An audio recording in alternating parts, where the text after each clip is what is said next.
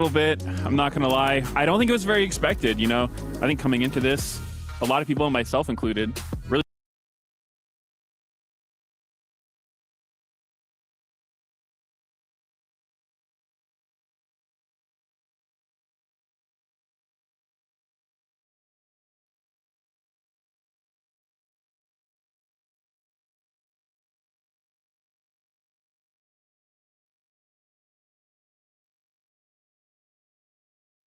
was going to have a good performance, but it just wasn't their day yesterday. And, you know, in these formats where it's just two best of ones,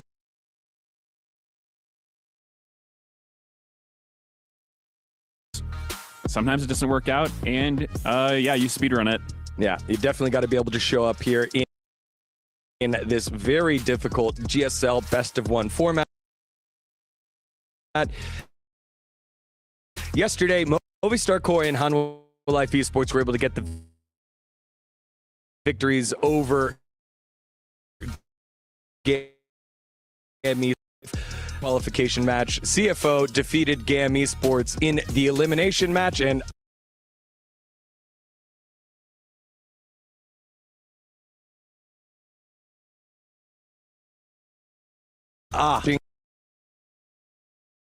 as Dago put the Vietnamese team to the sword.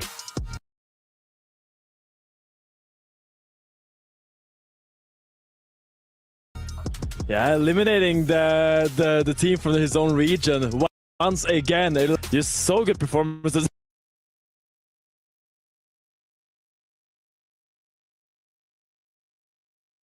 He's a little bit startled by.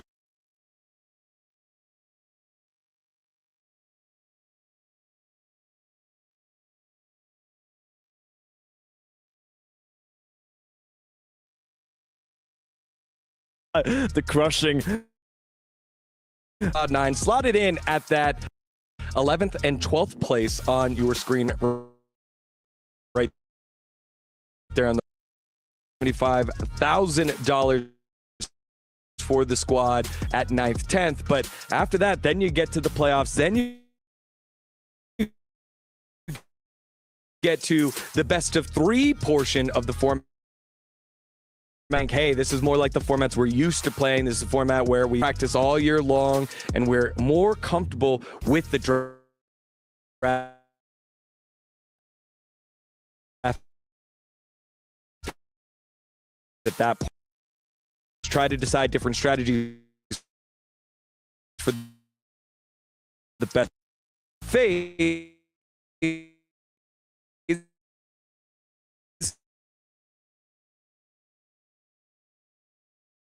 Because they had finished higher at MSI.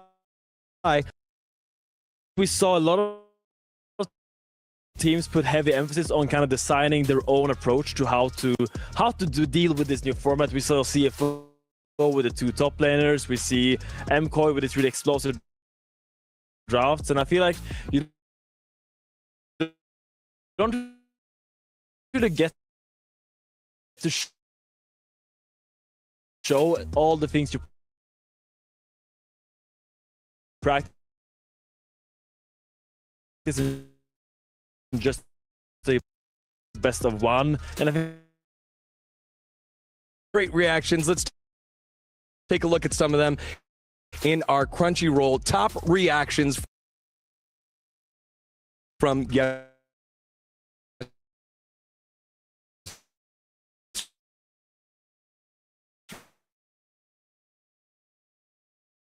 today's matches.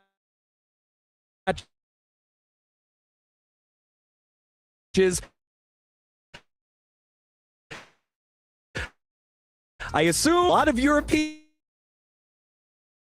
nice. Oh! Yeah. A lot of nice.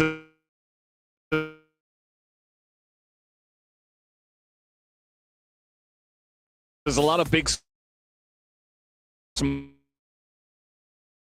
smiles.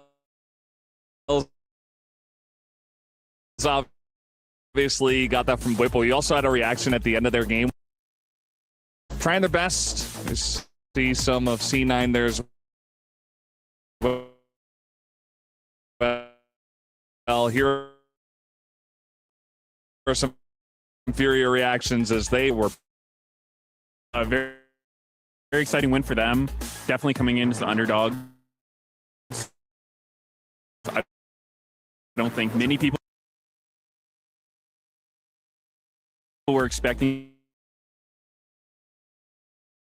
Furia to match today to actually make it through to the good start for them. All right, if everyone's keeping track at home, every time that we've talked about the Furia to Cloud9 victory, it's always ended up in Medios' laugh. So, whoa. an NA fan, I'm a C9 fan, and yeah, you don't always win, and that's Updated. We will update these daily based off what we've seen teams do and not do. We've kept the same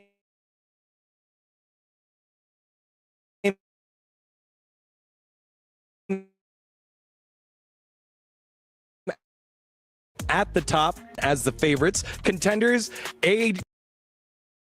but then we've done a swap here of some of our Western teams. G2 moving up to the contenders, and FlyQuest moving down to the underdogs.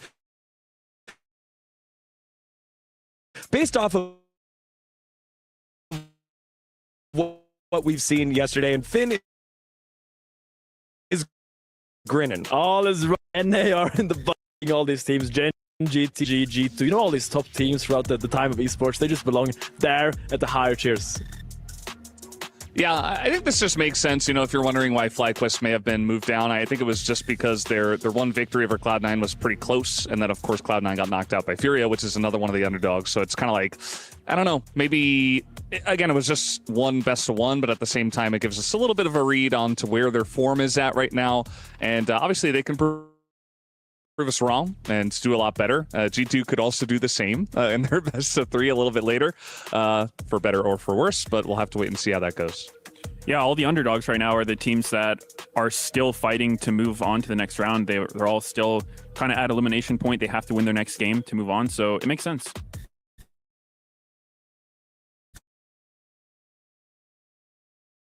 Good read, good read. Is Anyone's Legends with a partnership with AG for the Esports World Cup, so we will be calling them AGAL throughout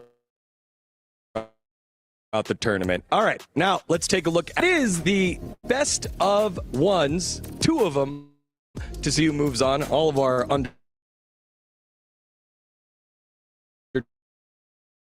underdogs,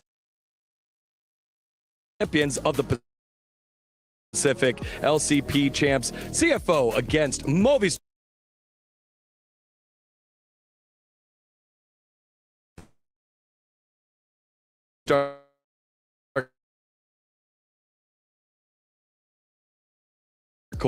Then we move on over to FlyQuest versus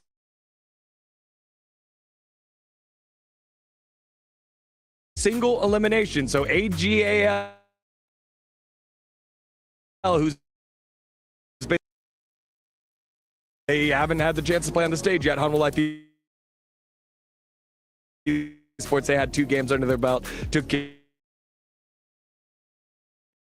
of business. Same thing with G.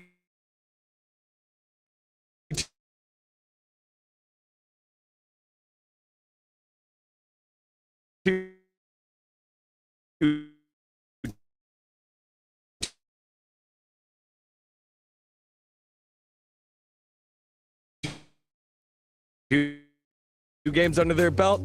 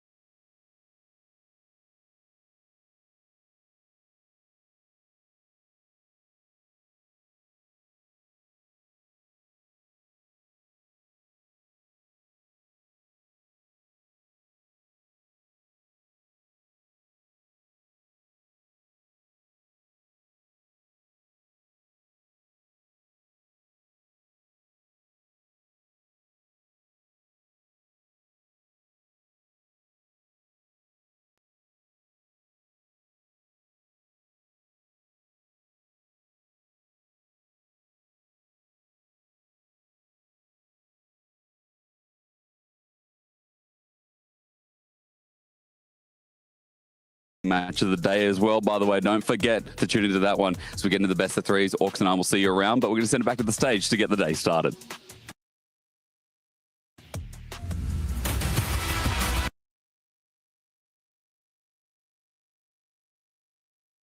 然后我们就大家的英雄值都很，就让这游戏变得特别有趣吧。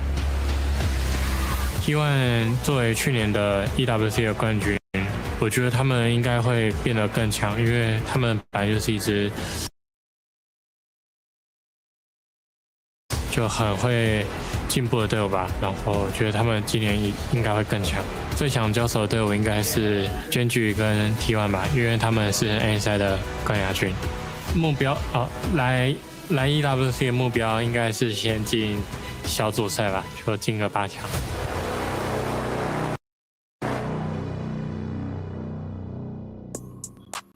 Great to hear from them, and the goal was set. Top 8 would feel pretty good. And the thing that I liked that he called out about T1 is that it wasn't just, hey, here's a technical aspect of it. They're just good at improving, right? For the longest time, the LCP was dominated by Talon. CFO seemed to be the new big dogs, and they've now had staying power going to internationals for 2 years running, and I find that so impressive, Finn. Yeah, I'm trying to remember what coach it was. There was a championship-winning coach in some Asian team, I remember, who said that coming into every tournament, every team has a lot of issues, right? And usually the team that wins the tournament is the team that topples those issues. And to me, like when he said T1 is so good at improving, that just struck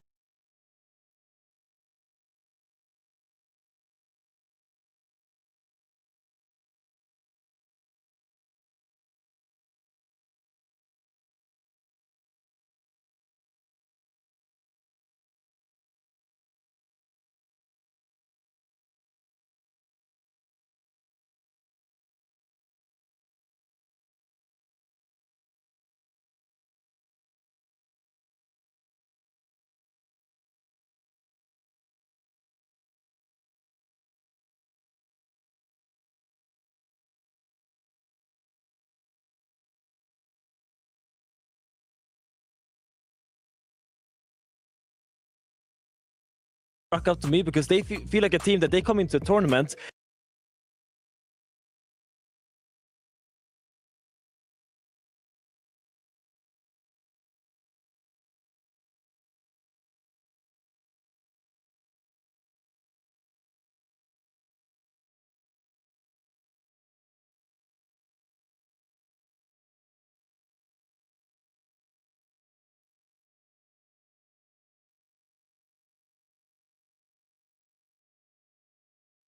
and it's like all the issues they previously, they just always topple that kind of pressure environment. I don't find a better word for it. That's just how it is. Been a big star in the mid lane. And to me, I really like the patience that they showed, because even though early game wasn't going too well for them, top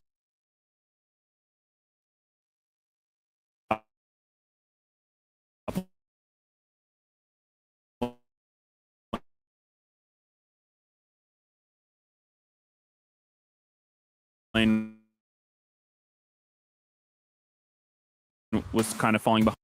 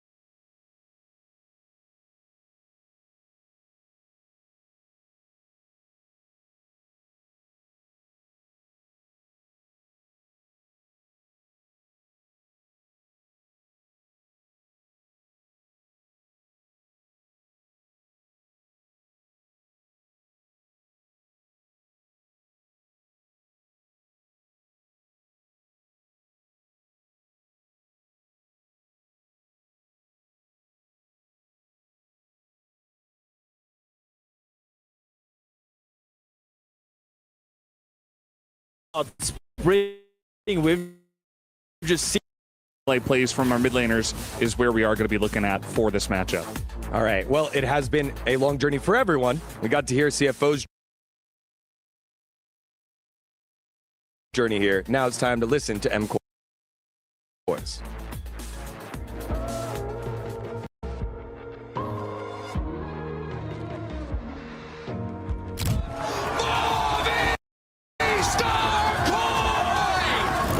I'm pretty confident coming into this EWC. We are really grateful for this chance that we have to grow ourselves.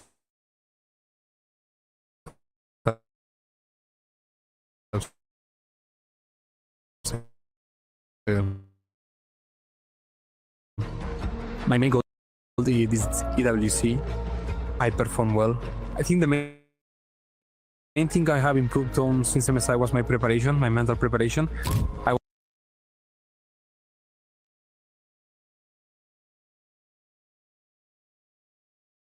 wasn't ready.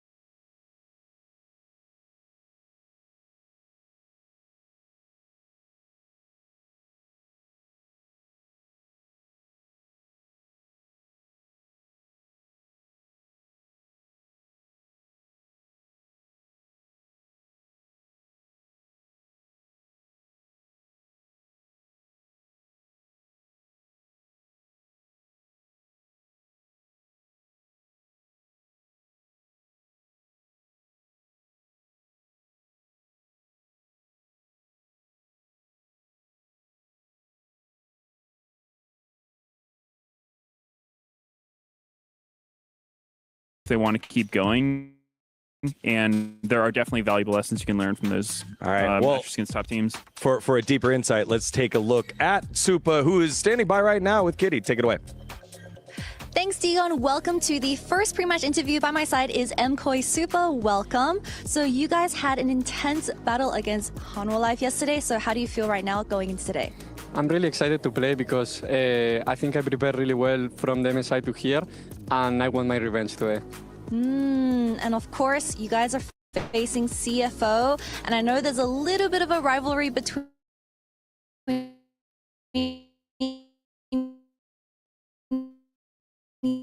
you two because CFO didn't eliminate you guys. Thankful because they give us more time to prepare and vacation for the eSport World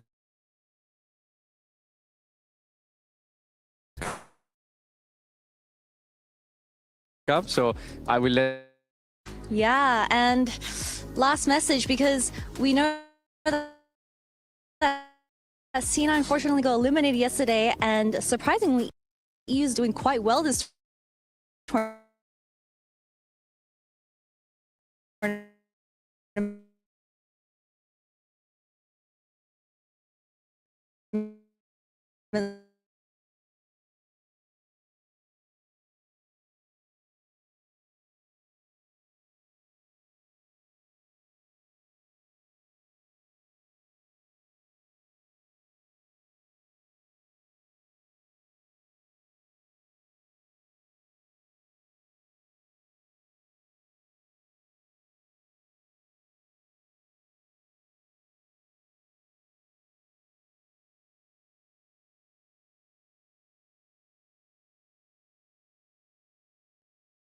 see you on stage. Back Thank to you you. guys.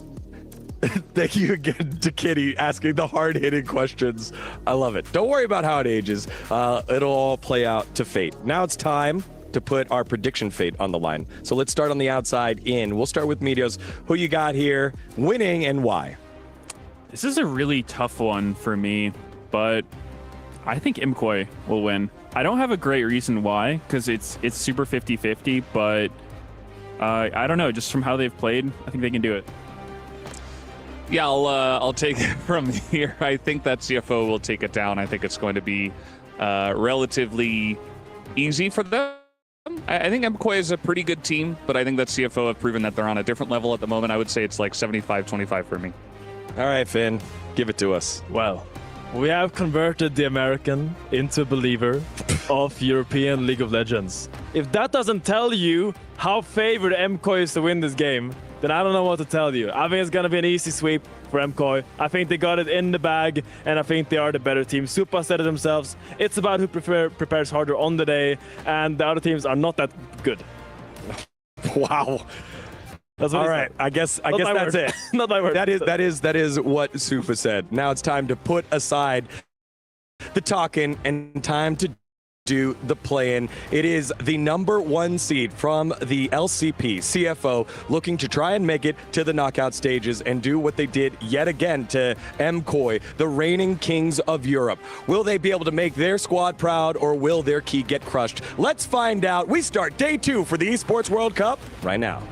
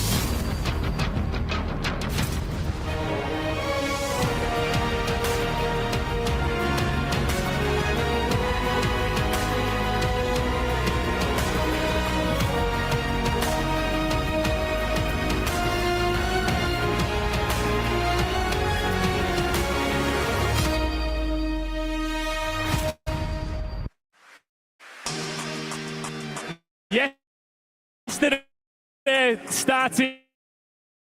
We've got some mega fans in the building over here.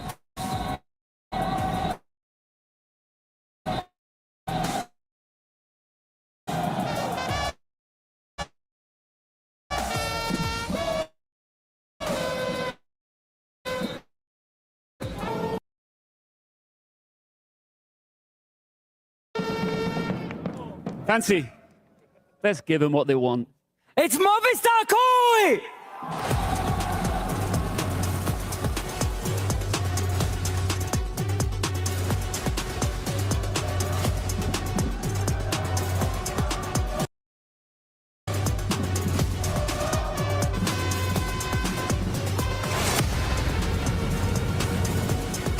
Their opponents avoided being KO'd once already. Can they complete the lower bracket run to playoffs? It's CFO.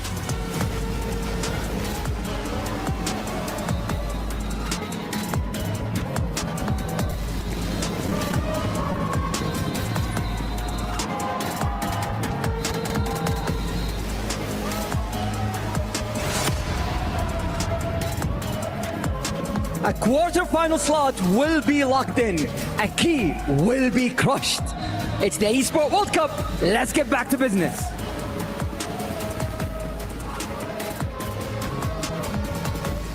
We are back to a qualification match. We are back to elimination.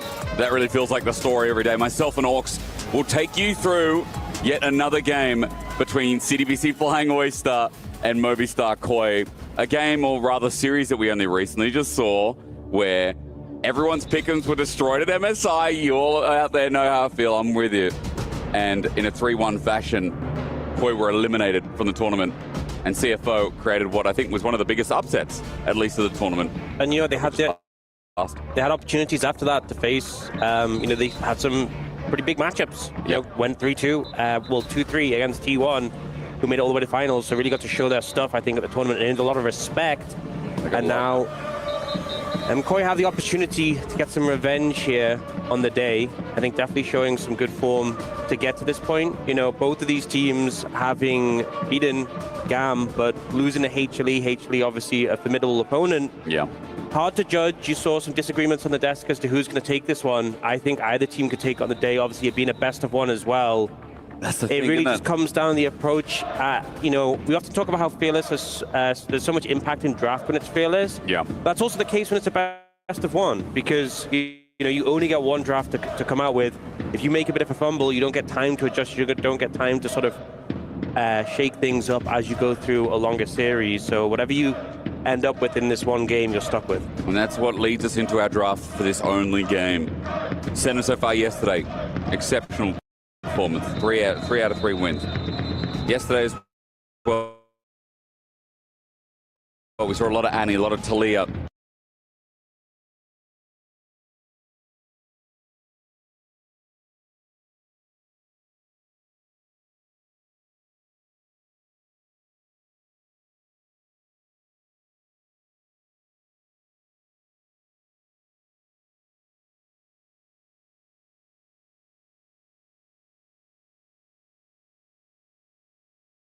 Mention is things. There's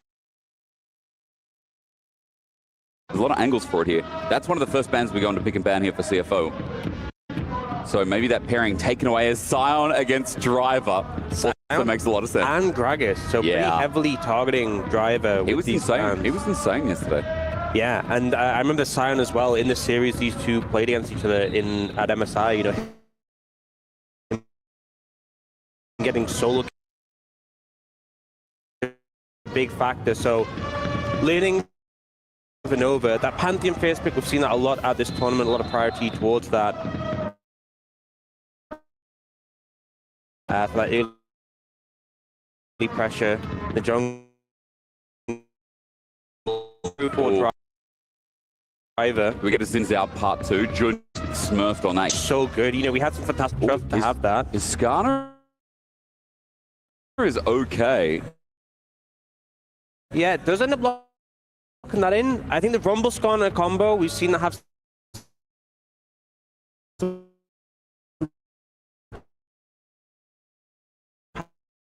how he can kind of just, you know, toast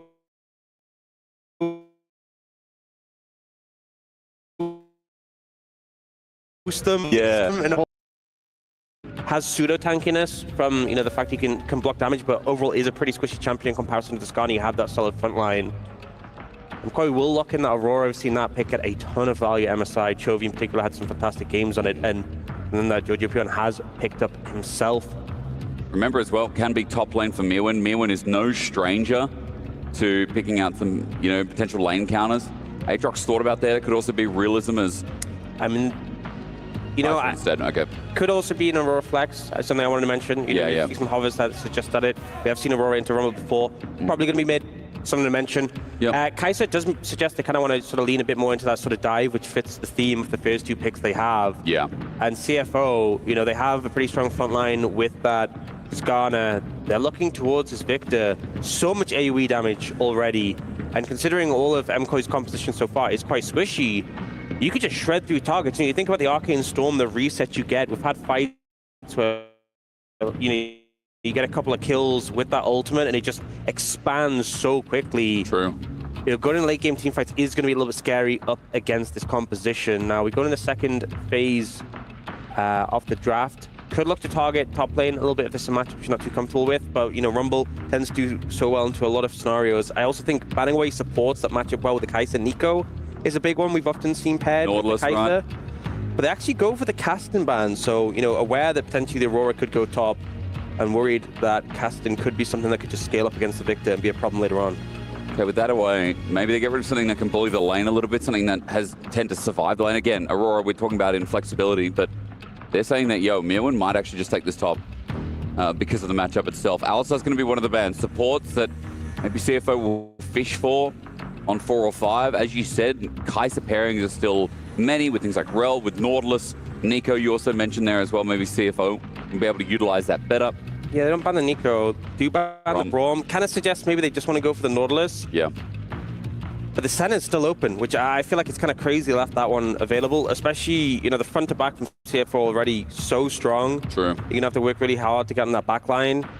And, I mean, the other option, you could actually pick Nautilus yourself, and then you could end up going Senna Nautilus, which is a really strong combo. There's that option for CFO. But looks like they might actually just go for the Rel themselves, not wanting to give away too much. You know, Rel with the Alistair gun as well, feels pretty comfortable. Keeps that 80 carry option available. Senna could still be an option, still there, but want to see a little bit more and just happy to pick up that engage support. Now for MKOI, you know, they have the Nautilus as an option. They have the Nico as an option in terms of support role. We will get to see where this Aurora is going. Oh, Galio top and then Aurora mid. Yeah, that makes sense. You know, we saw Galio really show up first in the meta, played into the Rumble in the top lane. I mean, in honesty, you could go either way. I think it probably would be the Galio top, but you know, we'll see what they end up going with. Technically, you're right. You could mismatch. Yeah, swap around. Really means it's important that you get a support that can kind of lead the charge here, because you want to set up that Galio ult. And I actually like the Rakan a bit more, or the Nico's fine too, because the thing with the Nautilus is, although he has that engage, he doesn't really lead with the body, and you want a body going in so that the Galio can ult to them. And the Nico's pretty good at doing that. You set up with the big Pop Blossom. You can also use Galio clone. You can ult on Galio clone. Yeah, Nico clone. Really strong. And CFO kept the 80 carry pick till late. Maybe thinking the Senna might be a little bit hard to defend. Sivir, though, the spell shield, a lot of value, but Jhin can just play at range. Much better setup. I mean, they do have range advantage. I think most Sakoi, a lot of tools to close the distance. You know, their comp thematically fits together. A lot of dive pressure. On the other side, CFO, a lot of AoE damage, and it feels like they just want to play those 5v5s in a more front-to-back style. Yeah. But I think both comps pretty exciting. You know, we know how they're gonna try and outplay each other. They sort of have different win conditions for the fights. And really, I think it's going to come down to execution. I feel like MKOI's comp, just to niche it a bit, there's a lot of committal engage, right? Like, there's a lot of all-in. Yeah. Once you're in, you're staying in. For CFO, you talk about range, and I see Rumble, I see Victor. Yes, very crucial ultimates to set up for any team fight. I mean, a lot of the MKOI champions are quite short range. They are, like yeah. Into like a Victor, Rel, Skarner, Rumble. Yeah. A lot of churn and burns. That's why these engages have to be crisp, precise. You need to land on the right targets. Because if you fumble it, you're going to pay for it. It's MKOI's strength. They're great team fighters. In LEC all year round, we've been spooking that this Spanish organization, this Spanish team of young upstarts are so good at the 5v5 because a lot of the time they'll just hands dip. They look for blood from the blood god because they'll just send them in and go, hey, guys, first 15 minutes, we win every fight. I could speak better English to you, but ladies and gentlemen, you know who I am. I wouldn't give you a day of your life in English. Does that make sense? No. It's so funny talking about I can't speak English properly and then I just... You can speak Australian perfectly fine, though. Yeah, but it's sometimes just my brain doesn't keep up. Well, with an elimination best of one, I hope it does because this should be gruesome and hopefully it is explosive as well. Let's see, MKOI versus CFO, a qualification match. Another key to be crushed for the loser. And more importantly, the winner goes on into the next round, the quarterfinals. Orcs already drawn yesterday. I'm looking forward to it because CFO and MKOI have something to prove to each other. A 3-1 at MSI, where Europe was let down by their first seed. Now in a single game, can they redeem themselves? Or are the Flying Oysters, once again, just annoying fresh seafood? I think something for me in this game, you know, the fact that they have this Galio Pantheon duo, the double globals, right? Also that CC setup, that damage. You know, you have the range top laner, you have the double range bot lane as well. You're going to have priority in those sides, and then you have the double globals and those skirmishing half the mid jungle. So I really think MKOI, you want to get the ball rolling. A composition like this from ahead feels so much better. We'll see what they're able to do. If they can find an advantage, like if they burn Honkyu's flash early, put him behind, find any way to free up Jojo and Elyoya to move around the map, free up their Galio to make an impact, I feel like the game just gets so much easier. An agency on Elyoya is something I feel confident about as well, as where the super fans have grown. I don't remember them being that many. We've definitely grown the audience. At the start of the show, the super fans were like 10, 15. Now there's 30. CFO fans are out as well. Yeah, big. I see what I think is either Jayo. I cannot read. You can't read? No, okay. Yes, right. There's some competition in the crowd. Good to see the support. I think that is one thing, though, when there's read Mandarin, some really hardcore fans there getting a chance going. It kind of spreads, permeates throughout the crowd. We're sort of seeing that happen. Do you love the Paro hat there? Dude, it's looking good. It's nice to see the crowd out and about. And again, like, the CFO fandom is growing, not only because of LCP now, looking after multiple regions in one. Obviously VCS, LJL, OCE combined with it. OCE includes New Zealand as well. Shout out to New Zealand. Everyone forgets New Zealand, Orcs. I didn't forget New Zealand. No, but you didn't go, did you, when you went down? No. Did you go to New Zealand? No. My parents went to New Zealand, That's a nice trip there. New Zealand is actually goated. Like, I'm an Australian, but I like New Zealand more than Australia. Whoa. And look, I'll tell you why. You already annoyed Atlas so much yesterday. You're gonna be bothering him. Look, we bag out people from New Zealand, but it's just such a lovely place. And there's not many people there, and I think that's always nice. There's hobbits there. There's hobbits there. There are hobbits there. I want to apologize to any nocturnals I offended yesterday. Any marsupials. Like, I can be honest, they're not the same thing. Marsupials and nocturnals aren't the same thing. I had a... And then that level 2 hits faster. Arrow went for the minion there. It was too little too late, and that is such a bad start to the game for the bot lane. Maybe don't. Love a start Koi.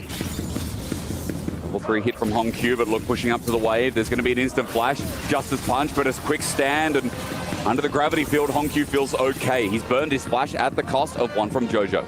I still think you'd be okay with how the gank went, right? You got the flash from the Victor, return gank, likely to be successful. But a good play from Hong Q there to avoid going down. But as I said, this is kind of what I see being the win con for MKOI, is that you put pressure on the Victor, find opportunities for to prevent that pressure. He is now being ganked, though. Vice versa for the pressure. Justice Punch, but in the way. Kaiwing, great gank. Another shattering strike. Gravity Field gets the slow, and Jojo's getting whittled down. Kaiwing, 2 out of 2 KP. This guy is rearing the early game. Such a good start for CFO. And we see here, so I think maybe Super goes for the Q there. Not enough damage done to the minions. Maybe a bit too much focus on the poke from Avaro. And then Super just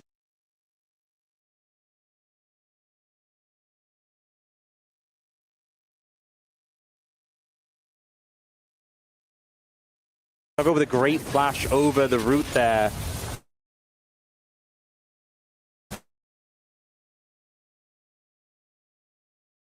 Kaiwing moves mid, gets killed there as well. Phenomenal start. Already CFO 2 on the board, about 1,000 gold lead. This is the start they really want. 2 for their carries that are going to play so well on the game is now really chill and on. We've read it.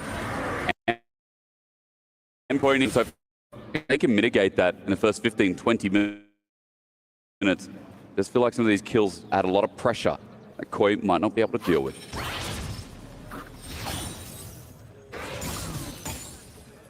We see top lane's been pretty chill so far. I think Driver doing a pretty good job of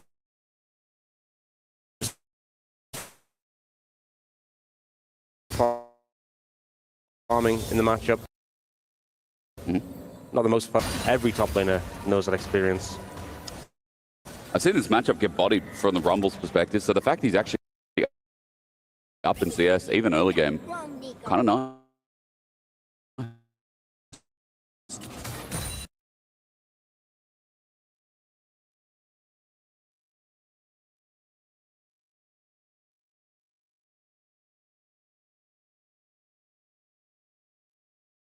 Doing pretty good. Over for Stakoi because they get a big engage in the right time.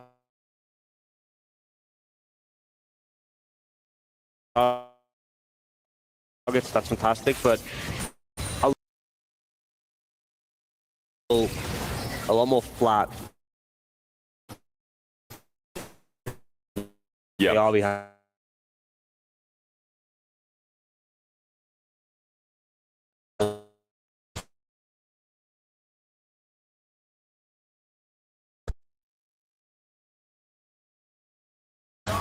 You see CFO with a lot of control in this lane right now.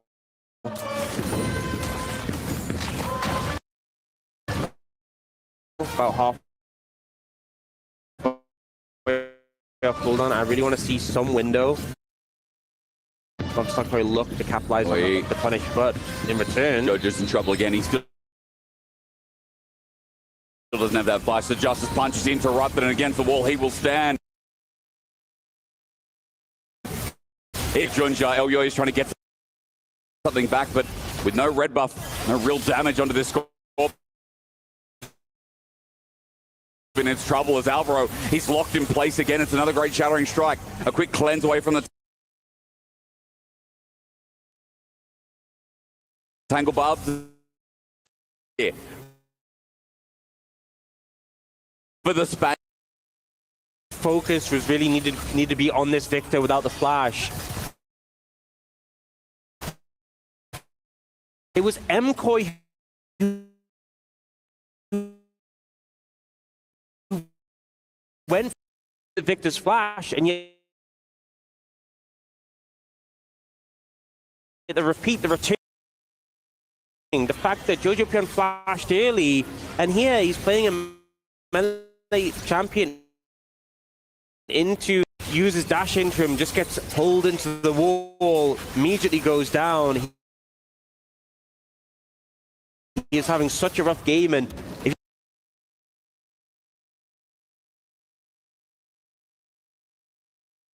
if Galio falls behind, gets trapped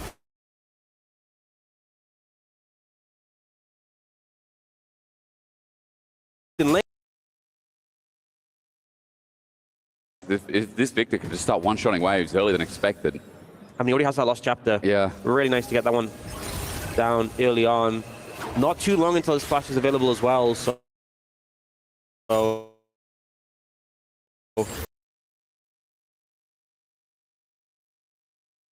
the wave is in an uncomfortable spot for Jojo Pin. He has to be pushed up.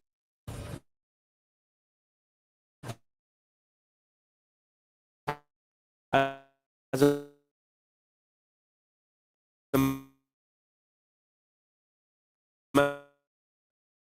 champion, puts him in a threatening spot, an uncomfortable position now. Alvaro hovering. If you get the Tangle Barb, something could be done. Remember that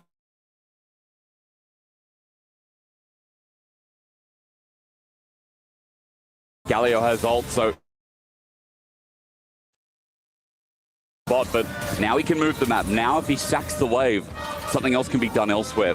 The CFO covering well. They're not overstepping, and as they hover around top side, it's a minute 10 till Grub spawn. That's why Junja now looking for his level 6 so that he can have the similar impact as Elyoya rushes there too. Felt like there was a bit of a bait there from Alvaro to try and set up, but Kaiwing just does not fall for it. Yeah. Has the backup from his jungle a little bit later, so still a solid lead there for the side of CFO. And I think really they're fine just chilling out now. Ginger as well has the early double giant spell, so he's super bulky already at this point if we enter those early skirmishes. Oh, Chaos Storm just going to be used out to chunk.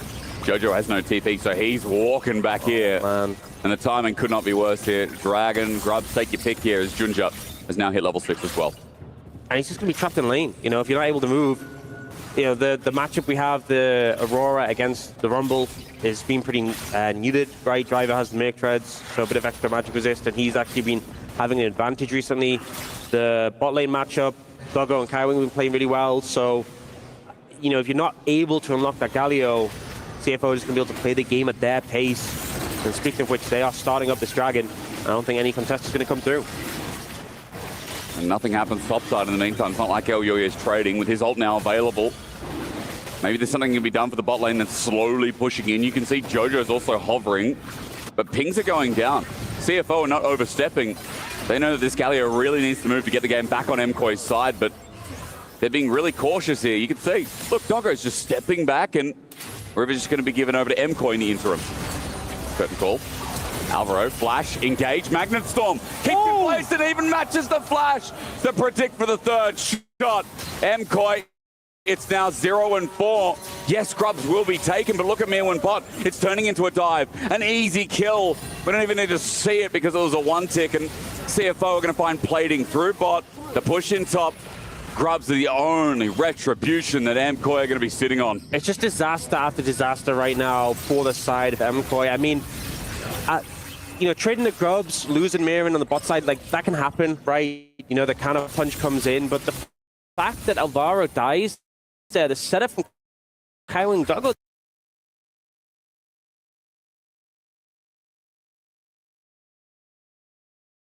They play. And typically, Nico is one of these picks where it's not that easy to pin it down, right? When she has that W, when she has that clone to sort of...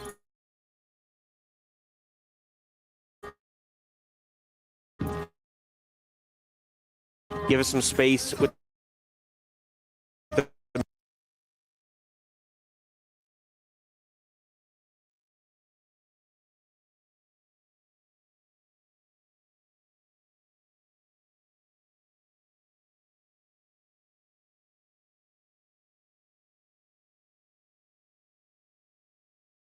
The fact that the flash was burned and that shot still connected. Okay. We're going to have a bit of sky falling onto Driver. Flash away, a stun. Alvaro's here, but Tangle Buffs doesn't connect, so the damage is not going to follow up. Super also ghosted to try and be in range, but because no CC landed, there's no killer instinct. Yeah, they just didn't have the follow-up in time, and this feels so bad because you're committing a big cooldown, you can pin your jungler to the top side.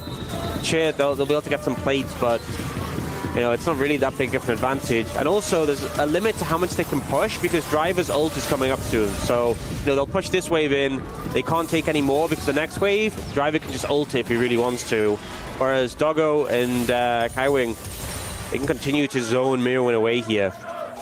It remains at 2K for now. That's the lead. Super getting this with 3 Grubs, yeah. It's getting more and more positive as they stay isolated, but Jojo now hovering up. Hongkyu on the way. Junja's just going to push him back, and Jojo gets away unscathed.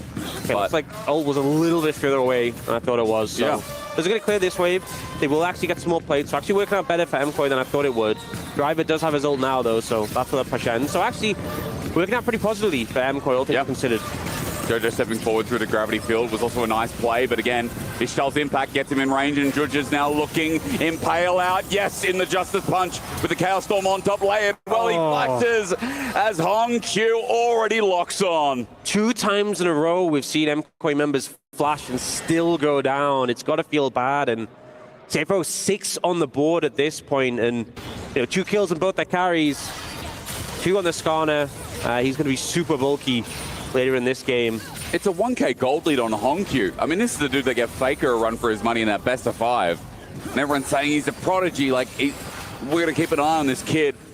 And he's so young, but he's so talented.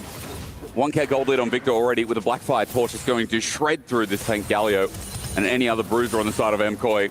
It is a bit of a disaster in the early game. It is encroaching 3,000 in the lead here for the LCP representative, and more importantly for MKOI. They have not been able to use these semi-globals in succession orcs, like the Aurora laid with Galio, laid with Pantheon, the Nico ult. I mean, I've never seen everything on top. We saw one Pantheon ult, didn't really do anything. Galio ult hasn't come through yet. The Nico's only just gotten ult. Aurora's been cooked in lane. They're already so far behind, where it feels like, you know, if you end up in a 5v5, you have such a disadvantage, it's going to be a struggle to pull things off. They need to kind of use these tools to find numbers advantages, and it feels really bad to be at 12 minutes and already talking about, hey, we're so far behind, we have to kind of navigate things well. They are looking. Magnet Storm, Deadly Flash doesn't connect. Here's a curtain call, but Driver's burning them down. Okay, no skewer combo here available, but the Equalizer now used. Kaiwing will be a trade for MKOI's first kill. We sit 1-7, but Brazil's not showing up to this game. We'll hold for a second as Mirwin teleports in. It is just a simple trade for now. Doesn't feel too great, though. I mean, normally if you're trading when you're behind... Base checking into a Skarner. Flash away from Elyoya for the red buff. Okay, but Mirwin needs to pull his weight. Puts the Between Worlds up to get a shutdown. Elyoya is still alive, and red buff is doing a great job. But Junja, as he finally autos away with his passive, will make it another trade. Teleport up from Hongkyu. Want to bring the fight into full succession as top wave goes down, or rather turret. Super picking up the gold for the trade. When you're 3,000 gold behind, now you're only 2 orcs. I think you just take what you can get. You know, I think a little bit better. I was saying before, you know, the 1-for-1 trade, considering they committed a TP and a Gallywall, doesn't feel as good. But, you know, getting another kill trade, Jojo Pin's going to get some plates here. I think MKOI feeling a bit better. They are now on the board. The gold lead closing a decent amount. You know, needed to get some kills, and they have gotten that. So 2 plates as well for Jojo, and Jojo was 1,000 gold behind.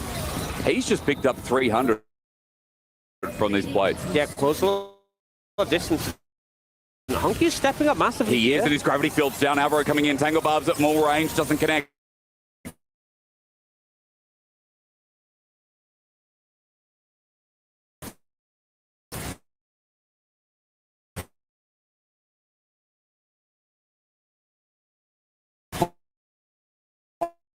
Honky turns around with a Chaos Storm. So probably wouldn't have been a kill, but would have chunked him out more. Maybe could have set up for that dragon.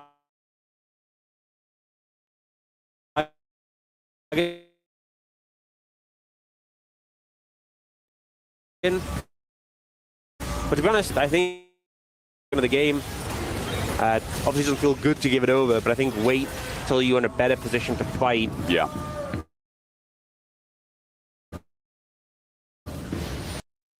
Wing has his flash available. He's going to second skin away from that, rather. The supercharged route. Junja is looking with it. Honkyu will be able to match that first. Will open up the lead a little bit more and getting that dragon as well.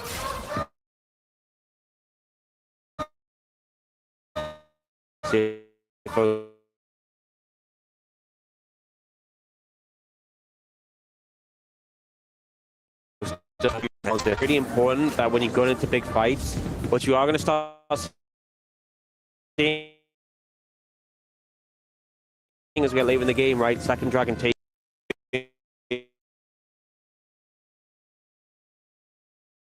Yeah.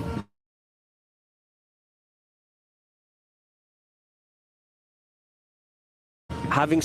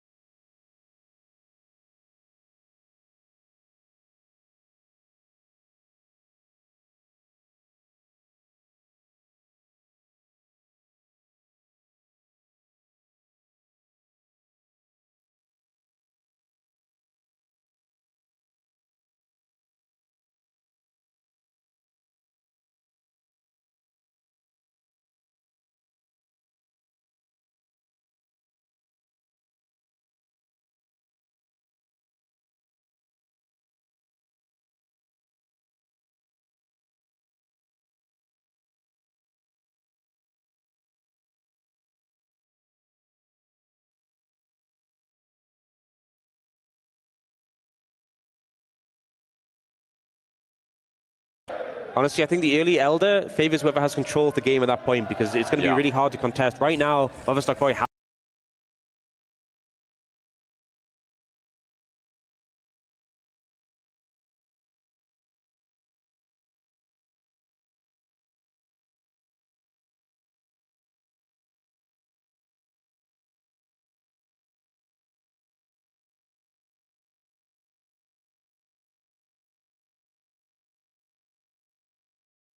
control of the game. You can see CFO a bit on the back foot. Push and get some vision that is now being swept out. I think Movistar Koi might just look to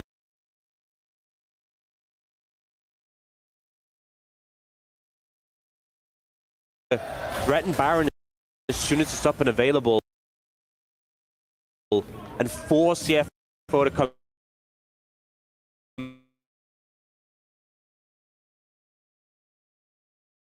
in and set up but engage. There will have to be some attention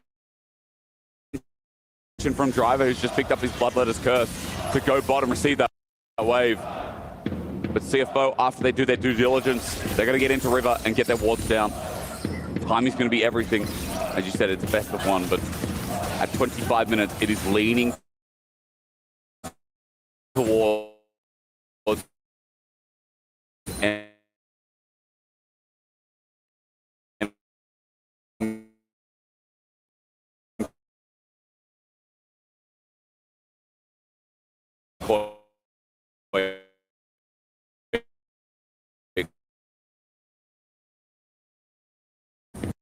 the 2,500 gold lead, the couple extra flowers that they've found from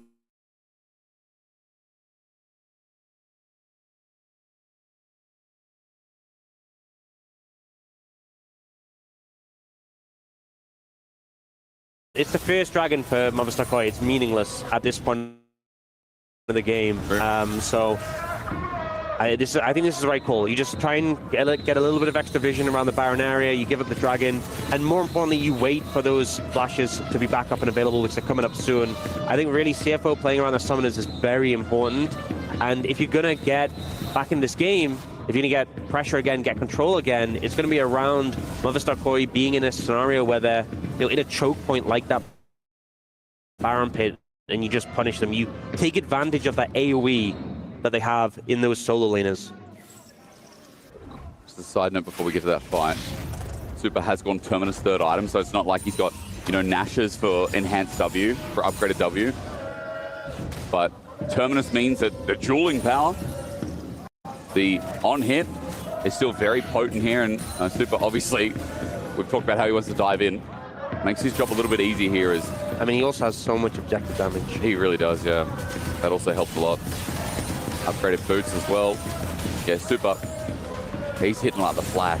I don't know what the Flash is. I've never watched it, but I assume that guy hits hard, At the move speed he's got. He does hit. Does he hit hard? Does he hit people? Is that what the Flash does? Well, yeah, he can. He hits pretty fast, and things that go fast. Yeah, like some science. There's science. Yeah. Force equals mass times acceleration. Every action has an equal and opposite reaction. Yeah, science lessons with Jake. Okay, get to it. Orcs. That river is quite dark, and Baron is starting up ever so slowly from El Yoya. Yeah, not too much damage on it yet. Super's pulling off. They're trying to draw him in. Trying to draw CFO in. Tangle Barb doesn't connect. Junja walking into the choke as well. Remember, Super. That W doesn't connect. No upgrade either. Jojo coming in from an angle, but he's spotted out as well. So CFO alleviated from some of the pressure as Alvaro tries to get the ward over the wall. But again, good defense here of their scrimmage line from CFO. Definitely feels like This is also under turret, but Jojo doesn't really care. In fact, Driver just does not do that much damage to him.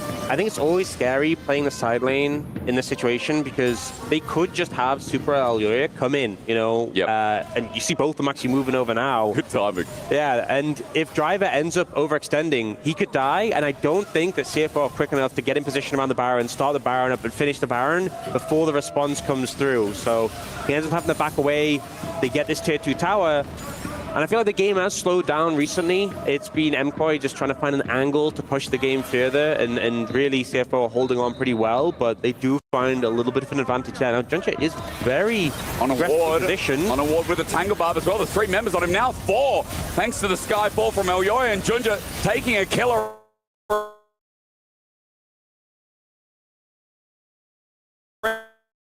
Instinct can't get his impale. Super will Johnny Field now flashes away from everything launched at him between worlds to escape from the curtain call. MKOI have burned a little bit, but CFO used a lot to try and get something back. Yeah, now Elyoya's going to pick up the honey fruit. The TP's there for Mu, and without the jungler, the DPS of Super, they can just take this Baron with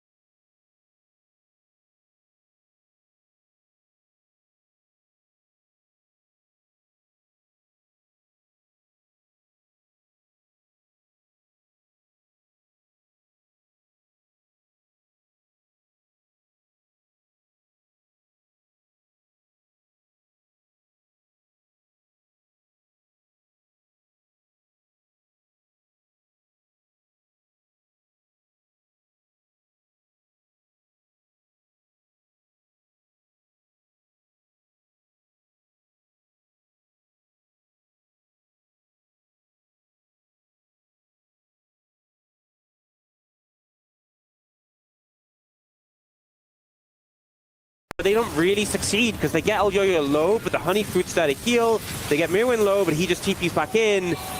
And then here, that flank from Jojopion so powerful to find Doggo. Yes, they lose Alvaro, but it's completely fine trade to make. 3k damage from a single fight. Carries between mid laners. It's not just the goal, but also those advantages. But the feats of strength, the boots, right, for Elyoya. Potentially get a bit lower if he's going to Arcane Storm. If that had opened up, it could have been so much worse, but I think Movistar managed to disengage from the situation. But it does buy time and sort of stall out the rest of that Baron buff. Yeah. Ulti. Grand Skyfall. Starfall rather comes in. Kaiwing, no, he's dismounted, so he's slow as anything. Pop Blossom over the wall also gets Junja, and Kaiwing, he's going to flush, but still to his death. Alvaro dies to Hongq. That's a 1-for-1 as Elyoya has to commit hard. Look towards the right side of your screen, and Super is a new target, and Junja finds him, and the wall! Another shutdown to the Victor, and MKOI, this game is not in the bag yet. They are throwing it away. Starting to make some big errors, you know. I think the Jojopion death was excusable. Mirwin has him. Again, down in is there enough numbers. damage? That's the biggest question. Equalizer comes down. Elyoya is going to trail to the right. Runs down river. No deadly flourish means that he can get away. Jojo, he's in position for a heroic entrance, but Mirwin will not give him one. There's nothing to play for right now, you know, for Movistar Core. You've lost 2 members. Just back away. Just wait for time. You know, your super strong Kaise isn't on the map right now. I think the Jojopion death was excusable. You know, he got caught over the wall. It was a nice pick. But here, this just felt a little bit overzealous. You know, they look for Kaiwing. They don't connect. Super ulting in here. Focusing this Rel, who is still quite tanky despite being behind. And then Super ends up right next to the Skarner, right next to the Victor. A dangerous position to be in, and does pay for it. Again, Junja. Look at that 1,087 gold over the Victor there. He keeps setting up his team, and I mean, he sets up 2 kills for Hongq. Hongq is now almost at 4 items. This Victor has the capability to do what we set out here in this draft. The big AoEs orcs. They're still trailing to that point. There's an Infinity Edge on Jhin as well. Like, if Koi keep making these mistakes, CFO. I think it's clear that, you know, Movistar Koi are ahead. They have advantages, but if they mess up their win cons in the team fight, they can still lose. It's still very possible, right? And that Victor is very strong, so You can't just think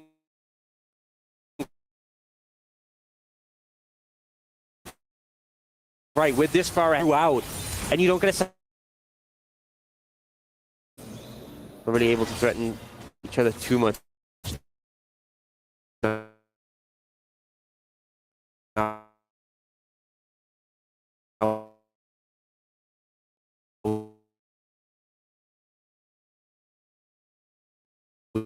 We do have Baron coming up in about 30.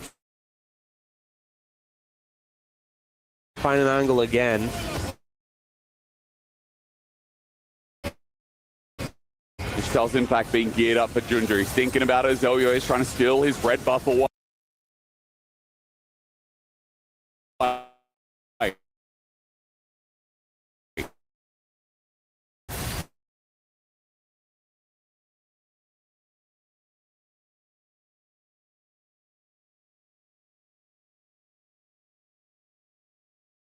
I think CFO have done such a good job of just this defensive play, considering like they have had a big deficit, and yes, there have been some moments that Empire have picked up big leads, but you know, some teams would have just crumbled under pressure and the game would have been over by now. The fact they managed to get these counter punches, game is still going, there is still hope. Dragon in 20 seconds, there will then be 2 objectives up on the map, and we'll see how Sakura play around that. Anyone has to be careful. Junja is angling for it as well. Kaiwing doesn't have his flash available, but he has a Magnet Storm, and you can see. Steps forward, he looks for that pick. Someone caught out of whack, and that's how dangerous it is for MKOI. They're going to get mid-push. They move to bot. TP in from Jojo. An angle here. Junja and Driver moving into position, but Jojo is spotted out. The winds of war fly swift, but Driver and Junja are unaffected as Dragon starts again. You see Jojo playing in a great spot with that Mega Blast Cone. Trying to look for an angle. Look at Doggo. Shield to Duran. He wants to go in the flash and the setup from here when it's gorgeous. MKOI now have all the AoE. Super runs on in, and the comeback be damned. MKOI silence the doubt and bring us back to a 1-game win. Beautiful engage at the flank from the solo laners, and Super with the final punch to finish it up. Movistar Koi will not be going home, and they'll deliver the death blow to CFO. The LCP will, though, in full completion. Gam, now CWC flying Oyster, but Koi get their revenge for MSI and qualify to the quarterfinals at EWC. And just so much resilience shown in a game. You have this one best-of-1 opportunity where you fell behind early. I think a lot of people would have seen that start and thought it's doomed, right? You're playing into picks like a Victor, who are so strong in today's stages. But they didn't give up. They held strong. They managed to bounce back and keep their hopes. Game go, trumpet guy, gear up. Oh, the fans must be so hyped. Again, oh, hot damn. Okay, Milan. Oh, that's the kid danced on the boat. Yeah. We all know it. Okay. And I think, you know, a little bit heartbreaking for CFO. You know, they had... There he is! A little bit heartbreaking for CFO. You know, had some great performances at MSI, managed to take down Movistar Koi at that tournament, but just weren't able to pull through here in the day.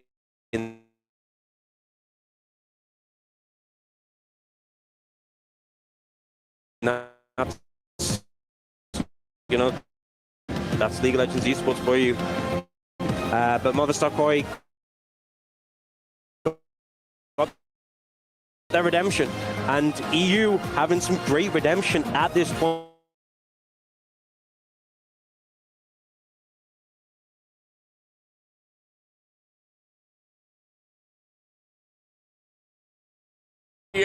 It's just our tournament. Apparently, he's not going to send it over the stage. Ian and Elioya having a chat.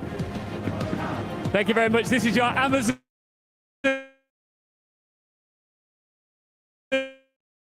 winners interview here with Elioya of MKOI. They've just sent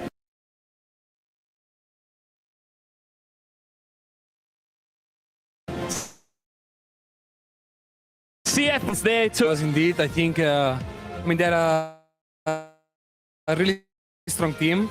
So it felt really great the fact that we could get a revenge on them and that, we eliminate them this time. So, it feels really sweet. Feels really great. It must feel great as well knowing that you've got this kind of fan support over here. And I imagine that they'll be backing you throughout this tournament. What does that mean to you and does it help your performance? It for sure helps, I think. There's one thing we need to do right now. Would you like to crush a key at EWC? For sure, as long as you tell me how to, I would. Let's go. Let's do this. All right, we are heading down to the key crusher now. The first one of the day. 4 keys will be crushed. Elyoya here of MKOI is about to seal the deal. CFO, crushed, folded, out.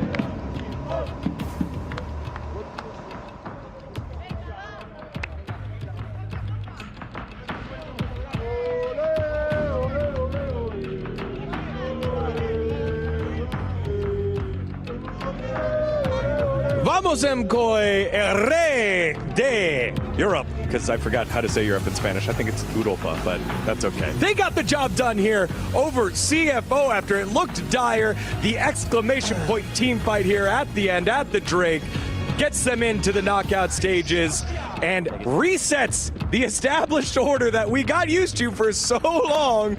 With the dance moves and all, it is 2 teams for EU on into the knockout phases. A big victory here for MKOI. We say goodbye to CFO. We say goodbye to the LCP. But it's a mood enough for dancing. Welcome back to the desk space here. It is myself, Finn, and Valdez, as it is MKOI 15-14 right now. Currently standing by, though, is an interview with one of the players over at CFO and Kitty.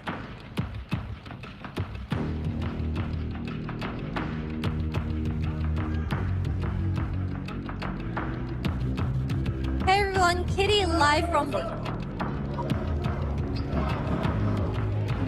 Hey everyone, Kitty live from the arena right now. Now by my side is Kaiwing, the support of CFO. Unfortunately, you guys were eliminated by MKOI. I know the start for you guys were actually, it was really, really strong, 0-6. So what actually went wrong today? 首先非常遗憾，你们可能就是输掉了今天比赛。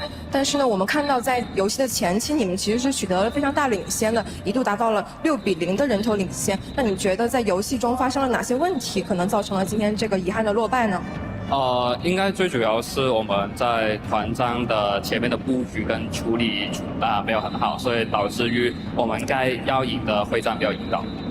I think that during the early stage we did get some early leading, but I don't think we coped that well during the team fight. And synergy and strategies over there is now pulling really well. That's why we lost today. Unfortunate to hear that. Of course, today we had a very back and forth game where we weren't actually sure to take the very end of the day, around 35 minutes. Please. Actually think went wrong. 看到其实战况是非常焦灼的，甚至是在35分钟的时候，我们甚至都没有办法看出来谁会赢得今天的比赛。然后你觉得在团战中的话，就是怎么样处理的？因为广大的赢。不理想。I think that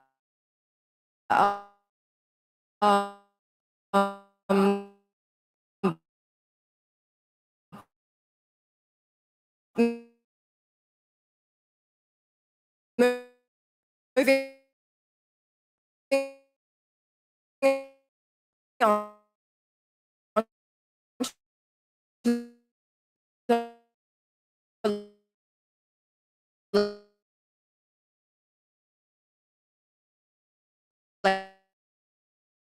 later stage during the game, I do think there's a big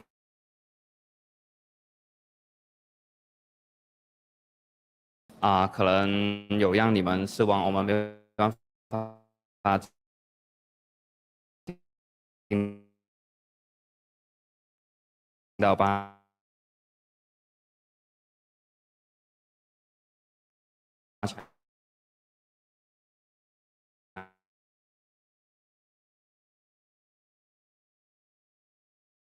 然后。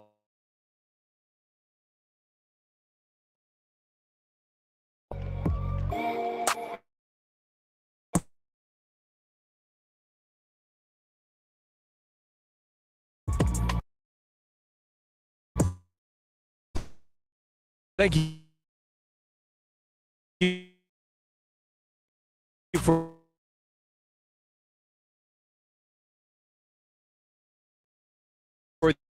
the interview. Alvaro joins us. Congratulations on the win. Thank you so much. The revenge angle is there.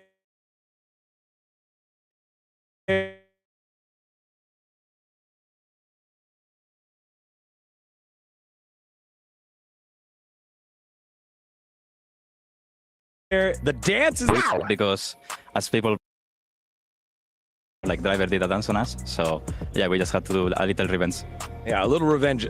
Did you realize the state of the game? Like early on, things weren't going your way. What were the comms like there?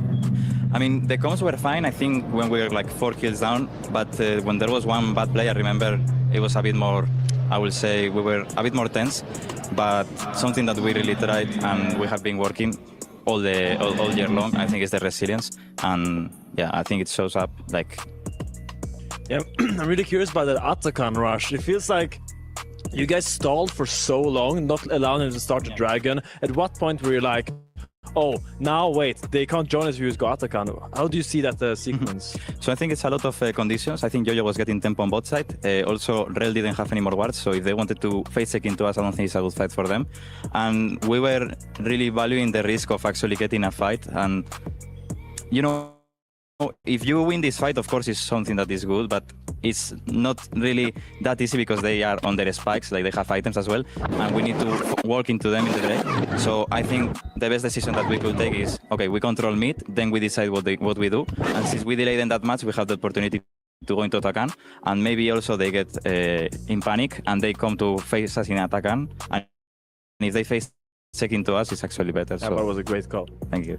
Yeah, there was a lot that went into that. And I'm curious about, you know, for the rest of the tournament, you've made it now through the best of one stage, and you have to go into some best of threes against some really strong teams. What do you guys think about your chances moving forward in the knockout stage? So we're facing Genji or T1, right? It's T1. T1. It's T1? It's T1. Okay, so I mean, I'm happy because I think, for example, the player that I only looked up to, I think is Keria, and it's someone that I have respect, but, you know, I'm not any fan or anything. I think everyone, like, I need to look at them on the same height as me, you know? I cannot look anyone up to because they're my competitors. So, I mean, I'm really hyped. Like, it's something that is once in a lifetime, you know, because you don't get that much international. So right now, I think we are confident. Today, for example, the lane was a bit confusing, but I think we have the tools, and the team that comes better prepared will take the win. All right, Alvaro, let's go through some of the highlights here. We've got 3 clips pulled out for you. First one was in the mid lane. Jojo kind of getting bullied pretty hard time and time again, just getting picked off and focused. I feel like that just seemed to be the clear game plan here. Yeah, here I told him Rel can move because we died on bot and he was full HP. And since he didn't show, like in 10 seconds, I think he assumed that he wasn't there. And the problem is that in that play he didn't have phase rush, otherwise he could escape. And yeah, I mean, here is just... I think Scar might be so annoying as a champion, but it's not played that much now. Yeah, I think he could have actually, if it W's first to cancel Skarner E and then E's out, he probably could have gotten away. He realized after in the game that, oh, it's just W first and then E, and then Skarner isn't as much of a threat. But obviously, he is getting caught out by the edge of the Skarner E. It was funny because, you know, he's dying on Galio, but we were maybe going to pick Kassadin, but they banned it as well. So, you know, maybe with Kassadin it was even harder. But actually, Kassadin can cancel the Galio with Q. That's the Skarner with Q. Yeah, maybe a little bit of information there, but maybe good research there by CFO. Then later on, this was one of the coolest replays I've ever seen. This was a race for feats of strength. You guys made the call to go to Otacon, drop the Rip Trail in the mid lane, and then Driver pops ult here with Junjia to try and burn it down. You guys barely beat them, 97 HP. Then the gank down here. And there's no way you guys knew that he had Rumble. Did you think he had Rumble? I mean, we didn't know. Like, the thing is that probably, I mean, it happened to us also, you know, when you are a bit tense, I think you don't even think and you are like, I want to finish this objective as fast as I can, and he was thinking the ulti was the best DPS. But yeah, I think this fight, for example, we have a lot of tools that we can go into them. We have globals, so it's hard for them because they actually had to move into topside, and we were ahead on tempo. Well, and here Supa with, you know, putting some pressure on them. Yeah. I mean, he was really confident and he was giving confidence to everyone. He's saying, let's go for this fight. As soon as I hit the E, he said, I'm going in and I'm flashing in. So. Yeah, well, we have Alvaro here now breaking it down, but we also have the team comms of what was happening at the time. So let's take a listen to that one there. I can make so much time. Yeah, I think Super will be faster, okay? Okay. I will. Genie stop. I'm gonna W. I'm coming. He's good. I can R. If you go. I go. I still vault. Yeah, don't worry. Okay, don't go deeper, okay? No. Push me. Guys, I TP top. I can't wait to play the map. Yeah. Here. Can you push bot? Only if they go too deep. Look. I'm here. Run no flash. Careful, Ganyu tank. Someone tank. Ah! Yeah. And here I think it's Javi out there as well, like fucking good, you know? Yeah. Chill. Let's play normal. Chill low. Yeah. Oh my god, I didn't see this. Yeah. And now you get to see it. The meme taking over the world. Indonesian boat dancing, boat racing. I mean, maybe it looks good, but we are not seeing, you know, in the back. That's the sad part. He's taking the show from you. When you look at the meme, do you know who's rowing? No, you know the kid that's in the front. Yeah, that's true. Very accurate. Huge win there for you. And then we can fly the final fight and just kind of talk over it in general, just how this feels for you guys, because, you know, the MSI performance wasn't exactly what you wanted. What does a win like this do for you, knowing that, hey, we can win in high pressure best of ones, and now we have opportunity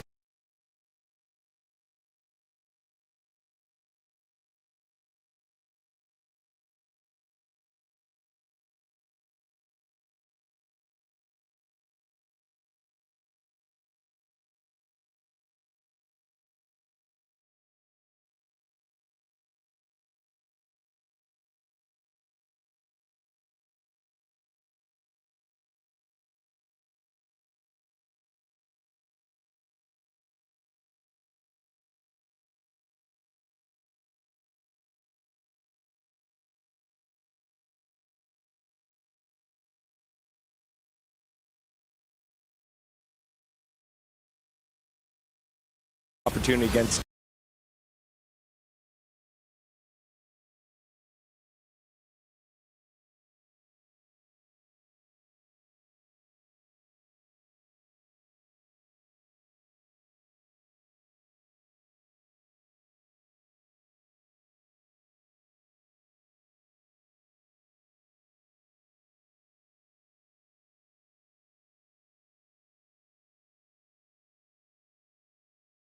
the reigning world champs in T1.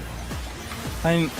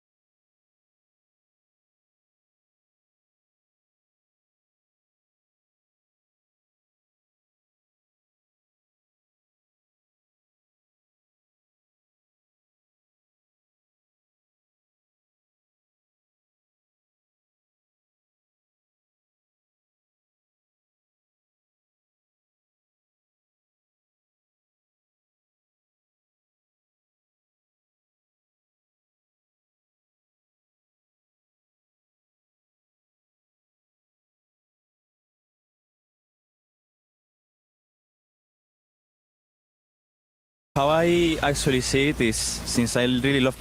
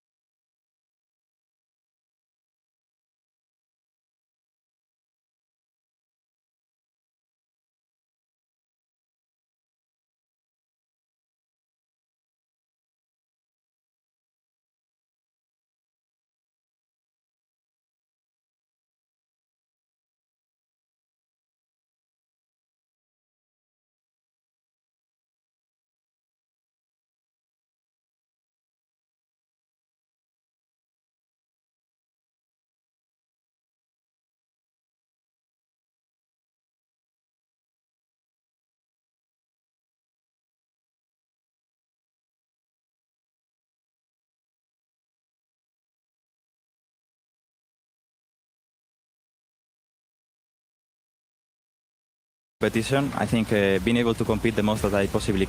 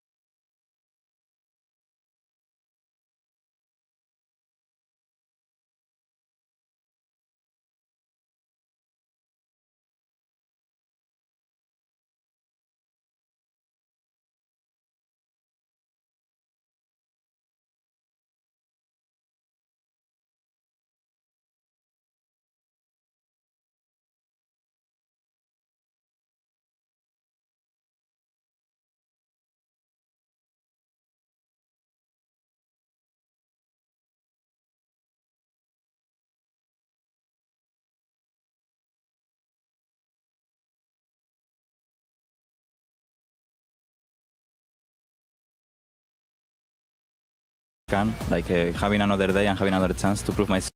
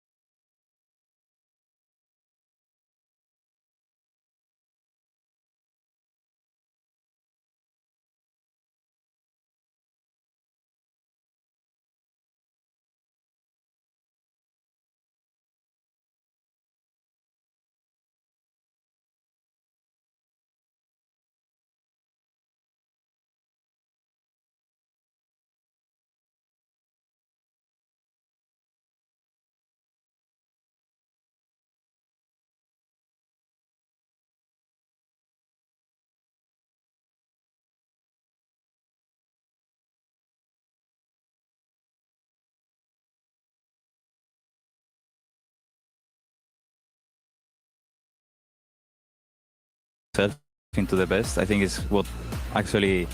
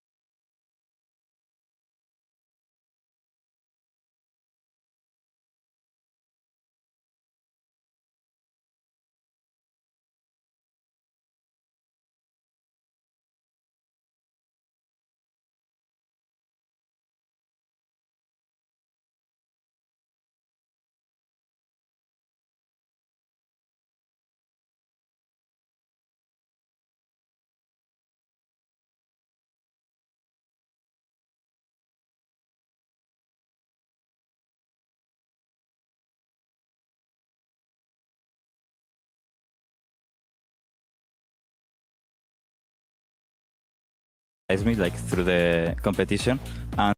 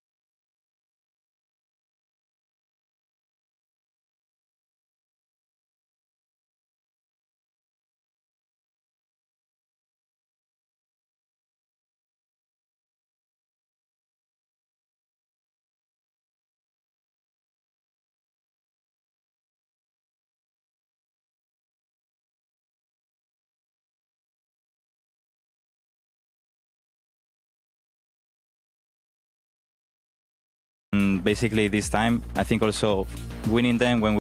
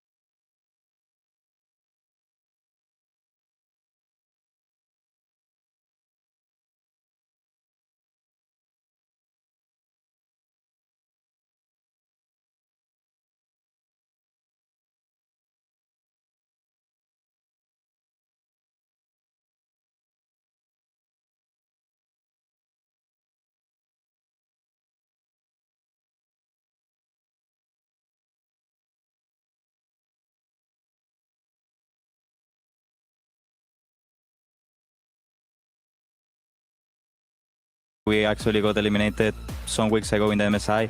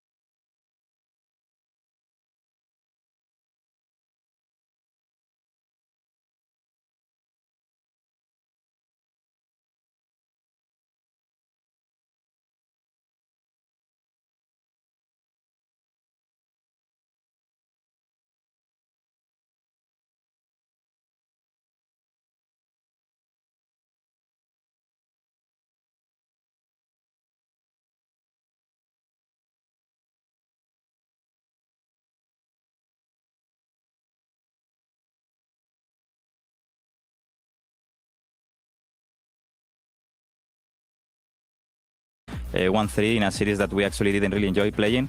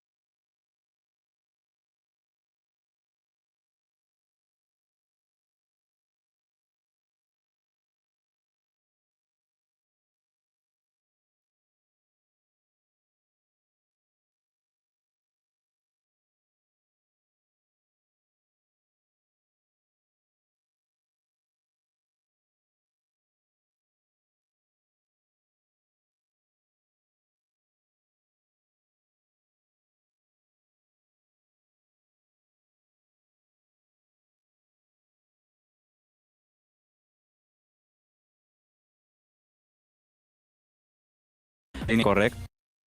You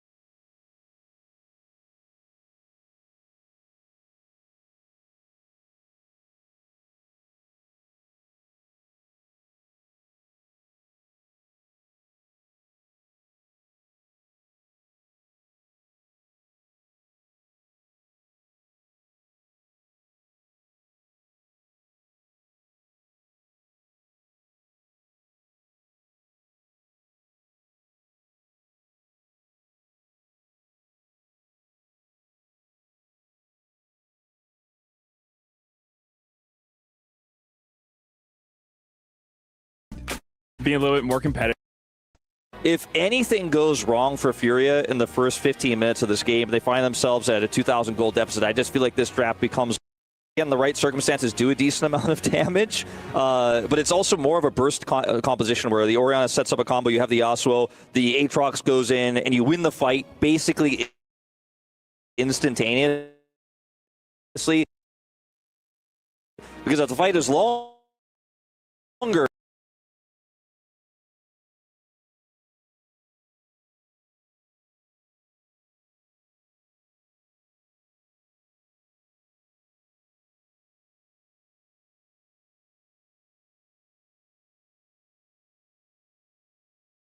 it's going to be so.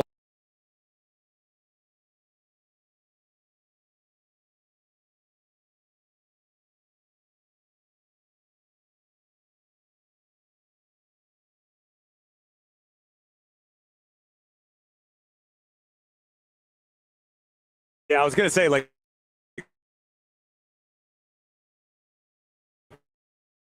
the Fury players, like,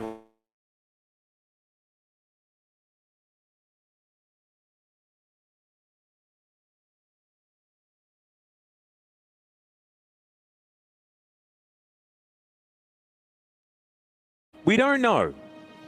And up against FlyQuest here, there is a chance to take them, catch them off guard. That is the spirit of best of ones, right?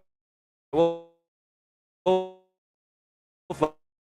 like, best of ones, this is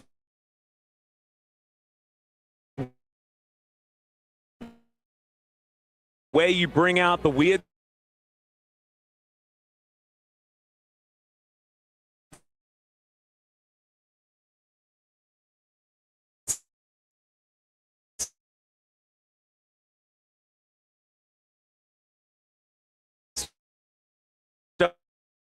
stuff, potentially cheesy stuff.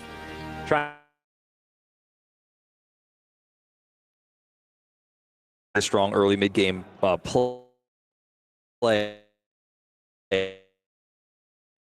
you know, around grubs, around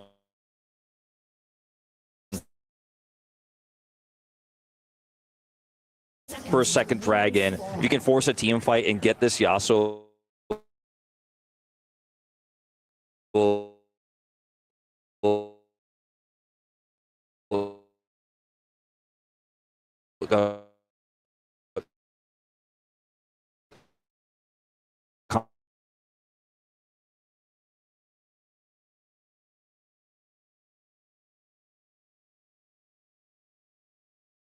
Pillar of Filth is absolutely fantastic. Massive gold lead for Toots. Yeah. As well. But oh, that's true. Most edgy Yasuo skin. If you've ever played solo queue, you know this is the one. He did go for the exhaust, which is unsurprising. Allows you to all in a lot better in a lane like this, in the bottom lane. As we'll watch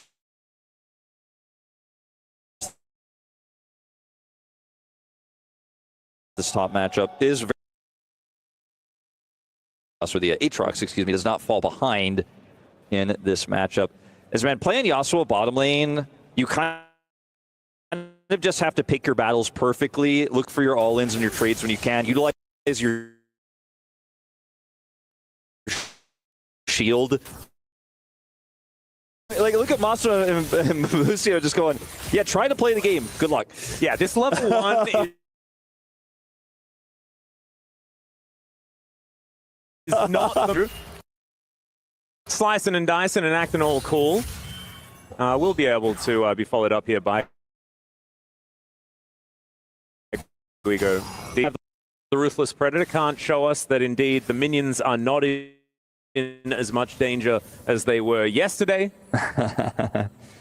As I find it crazy that Whippo's played 2 games in a row of Renekton.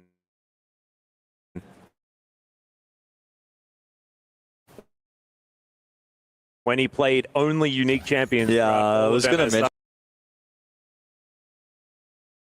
that earlier. It's funny. So far, this mid matchup relatively even.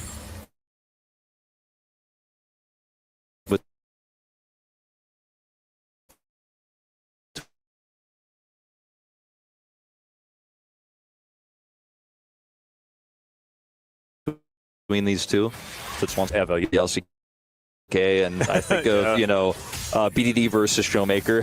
Yeah. As okay, we are gonna have a bit of a trade up here on the top lane, bottom as well. The all in. Yep, there's the exhaust down onto Master, who's trying to get himself out of there, and the last Steel Tempest Tornado doesn't quite get it. It's not quite an all.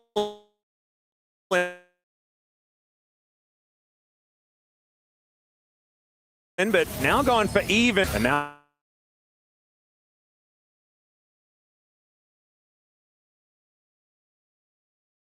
Tatu, I mean, this like ships in the night. They're just going to back away. And then they left. The observers are showcasing here really well how aggressive all three lanes are right now, like how on a knife's edge and how volatile all these matchups are. I only have two eyes though, Wolf. It's really hard to like focus on one thing. Fired wants to turn that into a larger advantage, though, here at level 4. Let's see how Gigo responds. Does, of course, have his flash. Yeah, in comes Inspired. Doesn't quite get the fadeaway there, as Gigo does have that Q charged up. Flash.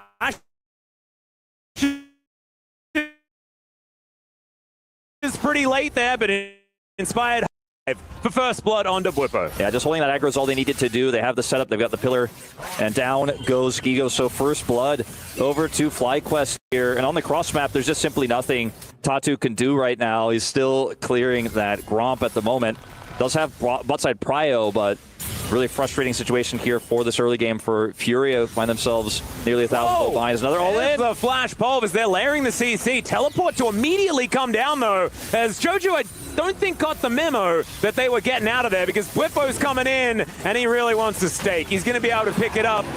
No more cowbell, at least for the next 10 seconds. When you go for these types of plays, the reason I call them all-ins is, we saw the exhaust play previously, and then this one here, is there isn't really like a cancel button. There isn't really a, oh, well, we tried to trade here, but I guess we get out now. When you go and you have to get the kill as soon as possible, and when teleport is available, as it was there for Bwipo with the advantage he had topside, you don't get out. You lose. You either have to get that kill or you're going to pay with it with your life. And that's exactly what happened down there in the bottom side for Jojo. And so this is a really tough situation now as Masu goes topside uncontested. Gigo trying to catch that bottom wave. Look at Ayu going so late up here to the top side. Won't miss a ton of minions here, but still the tempo advantage hugely flies. Well, there's a headbutt pulve as the trample are going to come down as well, but the scat of the week was so good. There's the flash in from Tatu though, but he gets knocked up. Busio in perfect position.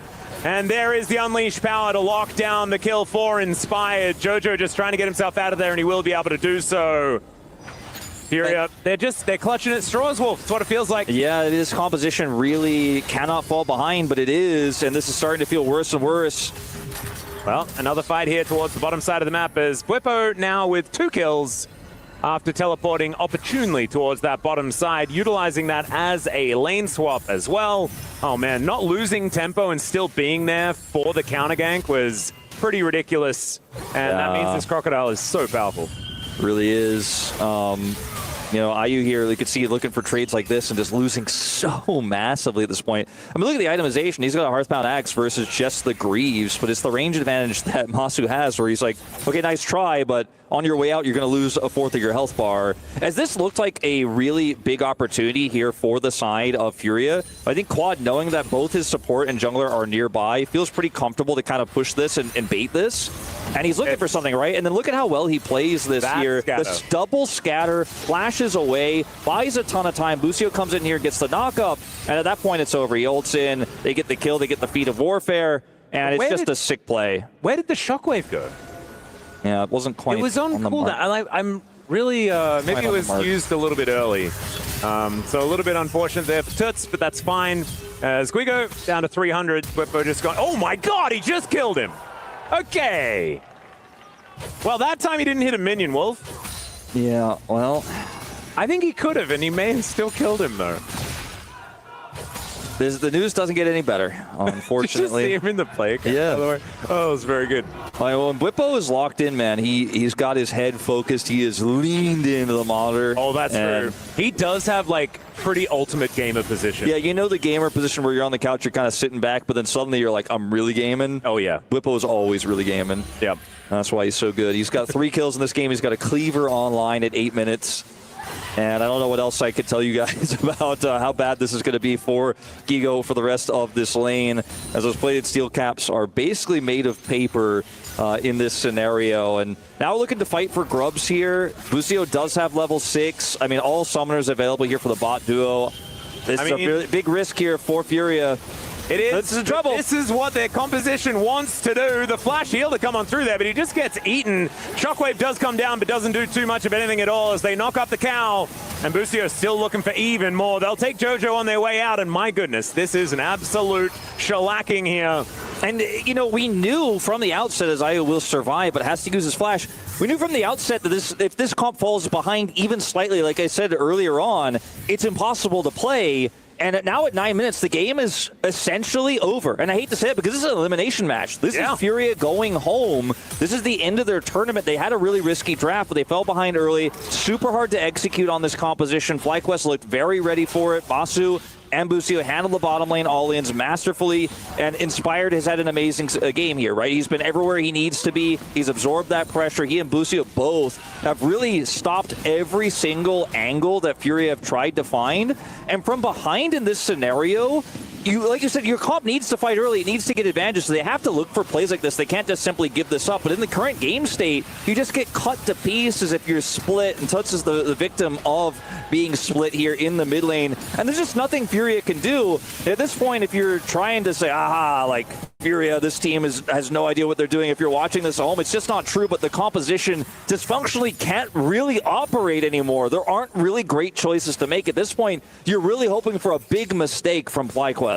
And honestly, you know, sometimes if you hope for these mistakes, they can happen. We saw have even seen in our last best of one, the early game was in a fair bit of control by a CFO. But things can happen to bring it back around as Toots taking a big old trade here from Quad, who is feeling pretty good on this Syndra right now, really starting to hit their stride as the Blackfire Torch does come in as item number 1. This is the new Syndra ability, Blackfire, Cosmic Drive, and we get the Blackfire this early. Yeah. You're happy to just chunk anyone you interact with out of a mid lane matchup, and in this case it's Toots, unfortunately, who got picked in that last fight, who is now going to be struggling to hold on. Just get TP to come through here for the Rakan. This is going to be Drake Pryo on the lockdown here for FlyQuest. And even Busio spotting out where Tatu is here, just leaving nothing to chance, leaving nothing here to question. They have Bwipo with TP who could join this fight if it is a fight, if it is a contest. But frankly, I think Furia have no right to be anywhere near this dragon.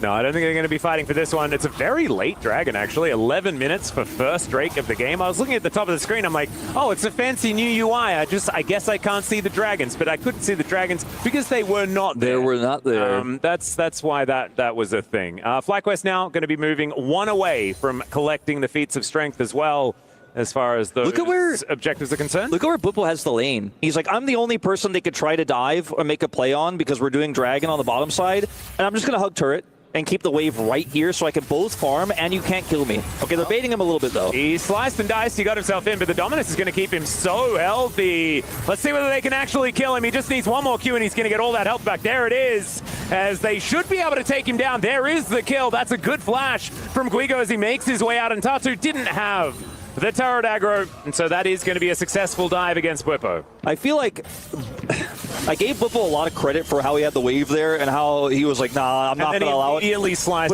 but I do almost feel like I still was right. Like I feel like Bwipo was just like, no, hold on, I'm so fed. I can actually bait them and Inspired will clean up. And he went for it anyways.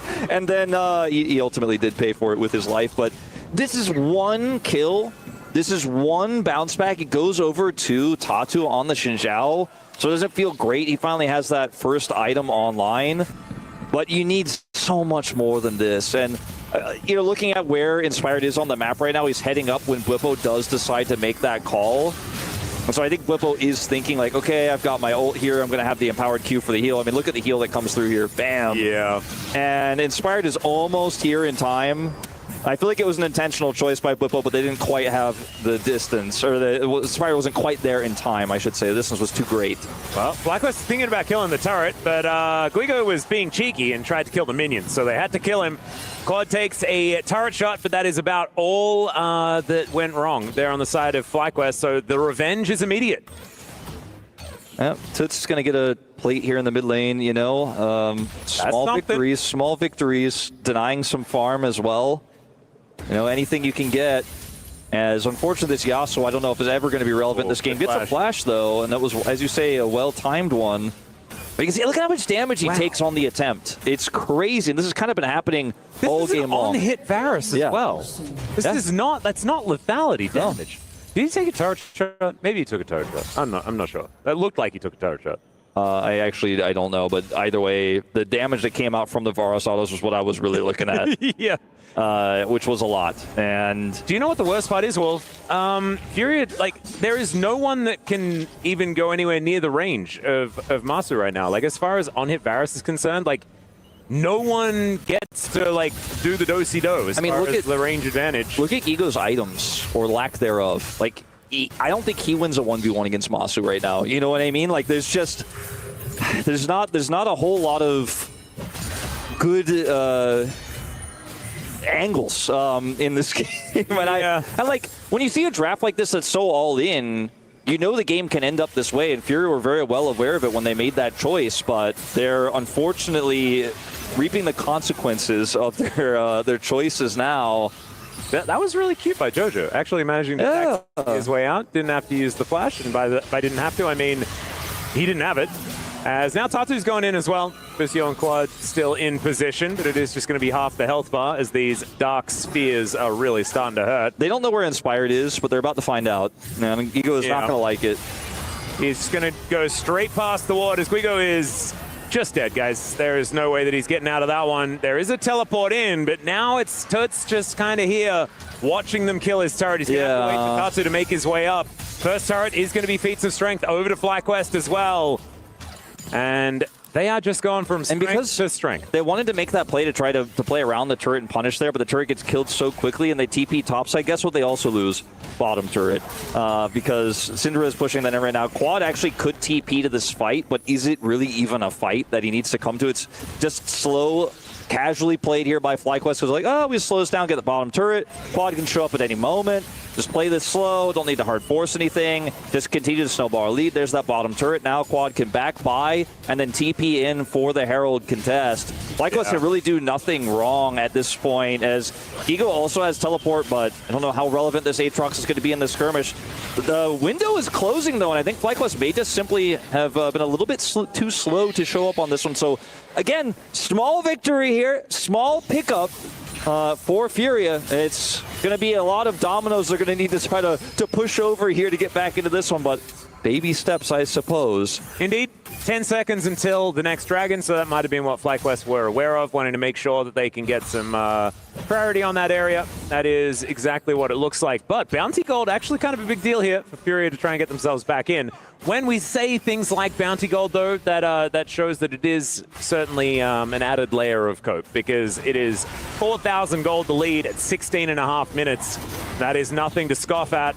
They will be able to take an uncontested dragon here towards the bottom side of the map. Tatu wants nothing to do with it. He's just going to take himself back to base. Still holding on to the Rift Herald. We'll see where Shelly does pop down. Ocean Drake here for the soul. It's not the craziest for either of these teams, but will be significant for the leader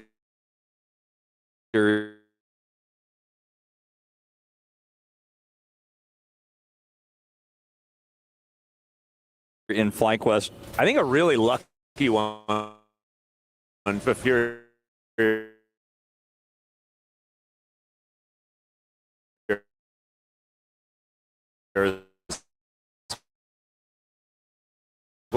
well. Because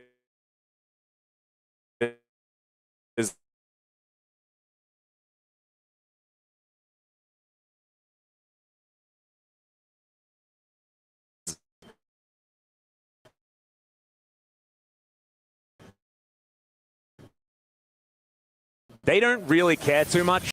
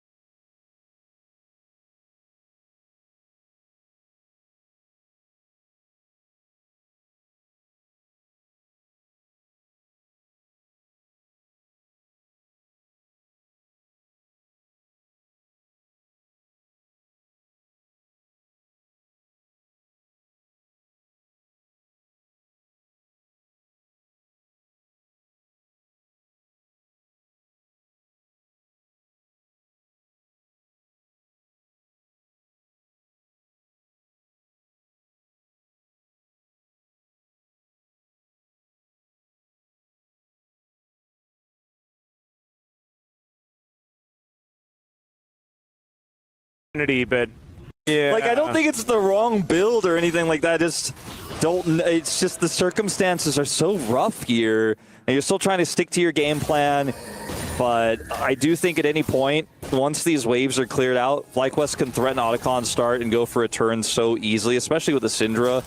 And Quad does have TP, and he has side lane control because he has such a massive lead over this Aatrox that is sitting on still just one item. It's looking dire. 82 stacks on Quad as well. And here's that Otacon start. Up. And yeah, there is vision. And I don't know whether FlyQuest really care too much about them being able to see. They're just trying to bait them into a fight as Whippo's already ulted. And in this interim, while they slow down and control this Tri-Brush and force control wards to be used, they're going to get mid-turret. Monster's going to take that out, and this is that slow, controlled, great macro here from FlyQuest where they force Furia to come over and contest Otacon, and then they just grab turret, and then they can collapse back in. And, I mean, this is going to be a sandwich here, potentially. Yeah, you're already taking a third of his health bar there from a combo from Quad. As Furia, a bit of a desperation start like you were talking about, Wolf. There is the Shockwave landing onto a couple as Busio still not taken down, able to get out. Scat of the week onto the entire team meeting wants to go. That's a very hungry Crocodile as he takes down the Yasuo, and Guigo is just limping his way out. It looks like the consolation, or at least the prize of the Otacon, will go over to Fly without any more contest. That is going to be such a huge win for them. Already, a massive lead in Petals, and the XP is going to flow. And from here, I mean, everybody gets an extra level. You're looking at a 3-level lead in the top lane. and a full item lead. 3.3k gold. Yeah. That Cosmic Drive is done here. Obviously, if he beats a strength. Like, how many more advantages can I read off here for Fly?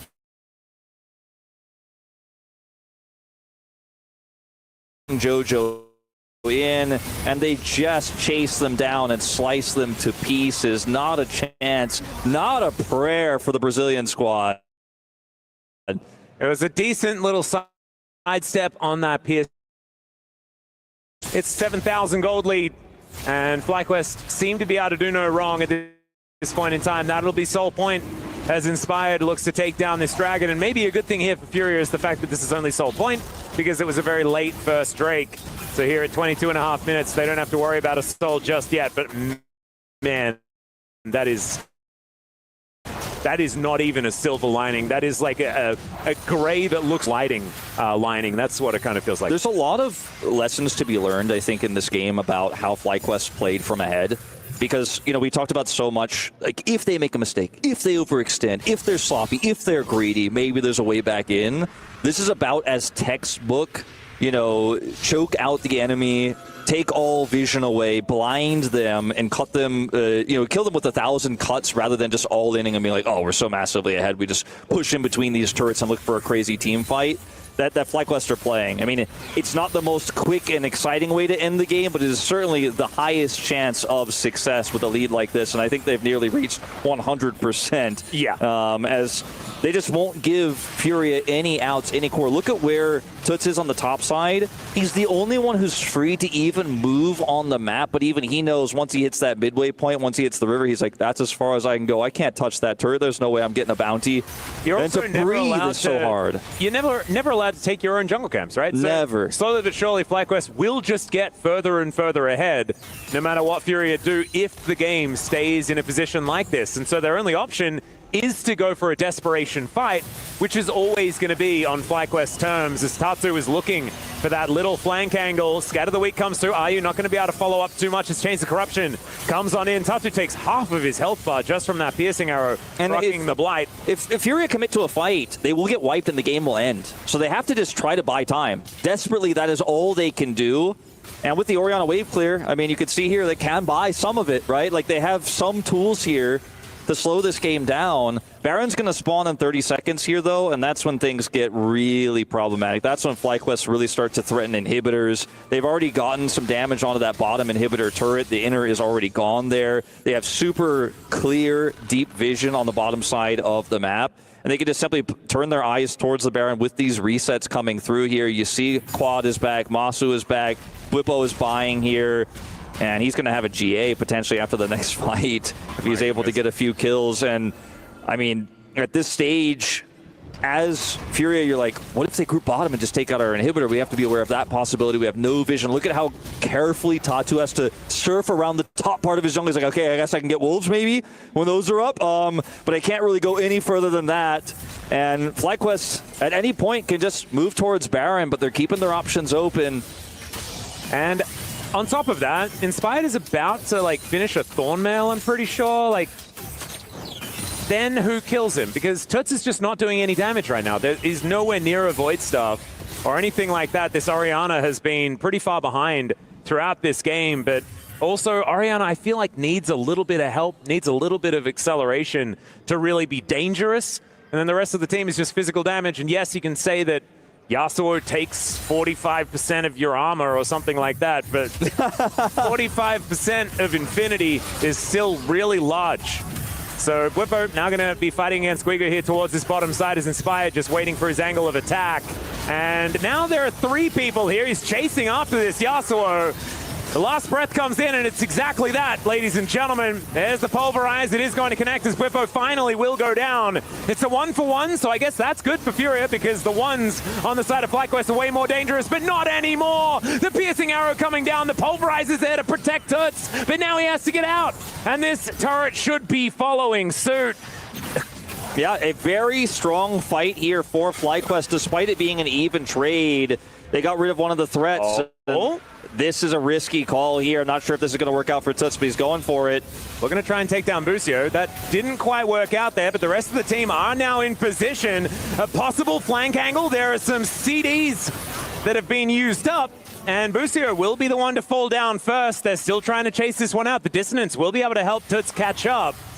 And Scatter the Weak coming on down. Guigo dealing with these orbs coming on through, but he seems to be able to do so. Is now Inspired in a fair bit of trouble. The King's Tribute not helping out at all because no one died on the side of Furia. And here are some shutdowns. TP. Scatter the Weak didn't land because they ain't weak anymore, unless Bwipo has something to say about it. Cull the Meek coming on forward there as Jojo will be going down. That is a dangerous spear, and that is a second one. The slices and dices are coming on in. He's put into the bouncy castle, but that is a double kill now for Quad, really asserting his orb dominance on the Orianna. Ayu's going to get a mid turret here, which is bounty gold as well. You know how we talked about, or I was really talking about textbook, how to play perfectly and increase. They kind of got bored of that. Yeah. They were kind of like, you know what, I'm kind of done with this. It's a little bit slow. They could have just done Baron as Quad is also extending quite heavily into enemy territory here. He's got Bwipo with him, but now we're looking at, a situation here where it's still really bad for Furia, but I think this was best case scenario. They defended their inhibitor. The teleport play was extremely greedy and could have actually cost them. The game would have ended if that failed, but they were able to pull it off. They were able to execute on it well. Ocean Soul is going over here to FlyQuest, but it could have been a Baron and a Baron turn here, but they got a little bit eager there on that bottom side. And Bwipo is so incredibly strong, I can understand the idea behind it. He actually built Death Dance instead of that GA I was talking about, so in these types of fights, he is nigh unkillable. But you can see this flank here really does pay off, and with the pillar attempt here from Inspired, you could buy some space, but they're just not quite able to get away. Toots has the speed up, of course, with that ball, is going to be able to run them down. Bwipo then decides to TP in here and commit to the play further. He's so big at this point that taking him down is incredibly difficult. He doesn't have Ocean Soul yet in this fight. They get it afterwards. If he had it in this one, he might just end the game. And they did a decent job, interrupting the slide and things like that, as we are straight into the action here. As Tatu not going to get stunned up by the Scat of the Week, but that pillar placement was just obscene from Inspired. Down goes the Xin Zhao, and now no one's going to be able to get anything done. And of course, the wallets are just that little bit too heavy on FlyQuest's side. No chance here for Furia in a straight up 5v5 without the turrets helping out, without that positioning that they had the last time around. And without Guigo now, that will allow this front door to be opened and FlyQuest to just knock it down. That should be the end of this one. There was one heroic defense, one moment there for Furia at the end, but with a draft like this, the all-in attempt fails, and FlyQuest will soar into the knockout stage. Really good to see the bounce back here from FlyQuest. It was a difficult day yesterday. This time around, though, making it look not even close in any regard. Wolf? Yeah, not really, and I think the draft just left the options for Furia so limited with an early game like what we saw, but they were brave enough to pull it out. It was cool. Everybody loves to see Yasuo. Everyone loves to see a Yasuo bottom lane. It definitely kept it interesting for the fans. It was a unique draft, but FlyQuest, the massive favorites coming into this one, and they will stand tall. Certainly will. Taking a bow here, now get to think about the knockout stage. But before that, they get to do some key crushing, Wolf. And this is the first time that we have been on the broadcast ready to send you to a key crush, and I'm really excited about it. Certainly was the best part of last year as well, and already we've seen quite a few of them bite the dust. You can see Fancy collecting the key crusher himself. I think Furia is a stronger team than what this final best of one really showcased. I think hindered by the game state in their draft in this one, but have had some pretty strong performances here across 2025. And their year is not over yet, but their EWC is. Perhaps we'll see them return next year to try to compete to make that top 8. But I do think we got to give this squad a shout out for some cool drafting, a lot of confidence, and I think performing higher than a lot of people's expectations across 2 recent international events. I do want to say as well that Bwipo's bounce back here as far as his performance yesterday on the Renekton to now, he did what, 40% of the team's damage on a Crocodile? That was pretty impressive. He did certainly get himself off to a great start, but man, must feel good to bounce back. But now it is time to throw it over to Fancy with Masu alongside to crush some keys. Thank you so much, gentlemen. We are back on the stage after FlyQuest flying to the quarterfinals and a few games away from earning this trophy. I have Masu with me, but before we start with the interview, I just want to say congratulations. You are the first ever Middle Eastern player that goes into the quarterfinals in EWC League of Legends history. Very, very happy for this moment. Just want to know, how does it feel to win at your home region? It feels pretty good, of course. I don't know if there's any other Middle Eastern players right now that are here, so it feels good. All right, so you guys lost to G2 at yesterday's match, but there's a chance that you might face them in the semifinals if you win against Gen G. Do you think you guys got it? I mean, of course, if we're beating Gen G, I think we'll have a good chance to beat G2. But overall, I think individually, I have not been playing well. And as a team, I think we're also not playing that well.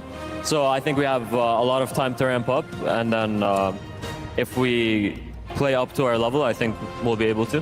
Absolutely. You guys have a tough road ahead to get to this trophy, but now that you've won an elimination match, you get to crush this key. Are you ready? Yep. All right, let's do it. So we're moving to the key crusher to crush a key at EWC. As we know, this is what EWC is all about. As soon as you win an elimination match, you get to crush the key yourself. Masu, I'll let you enjoy this moment.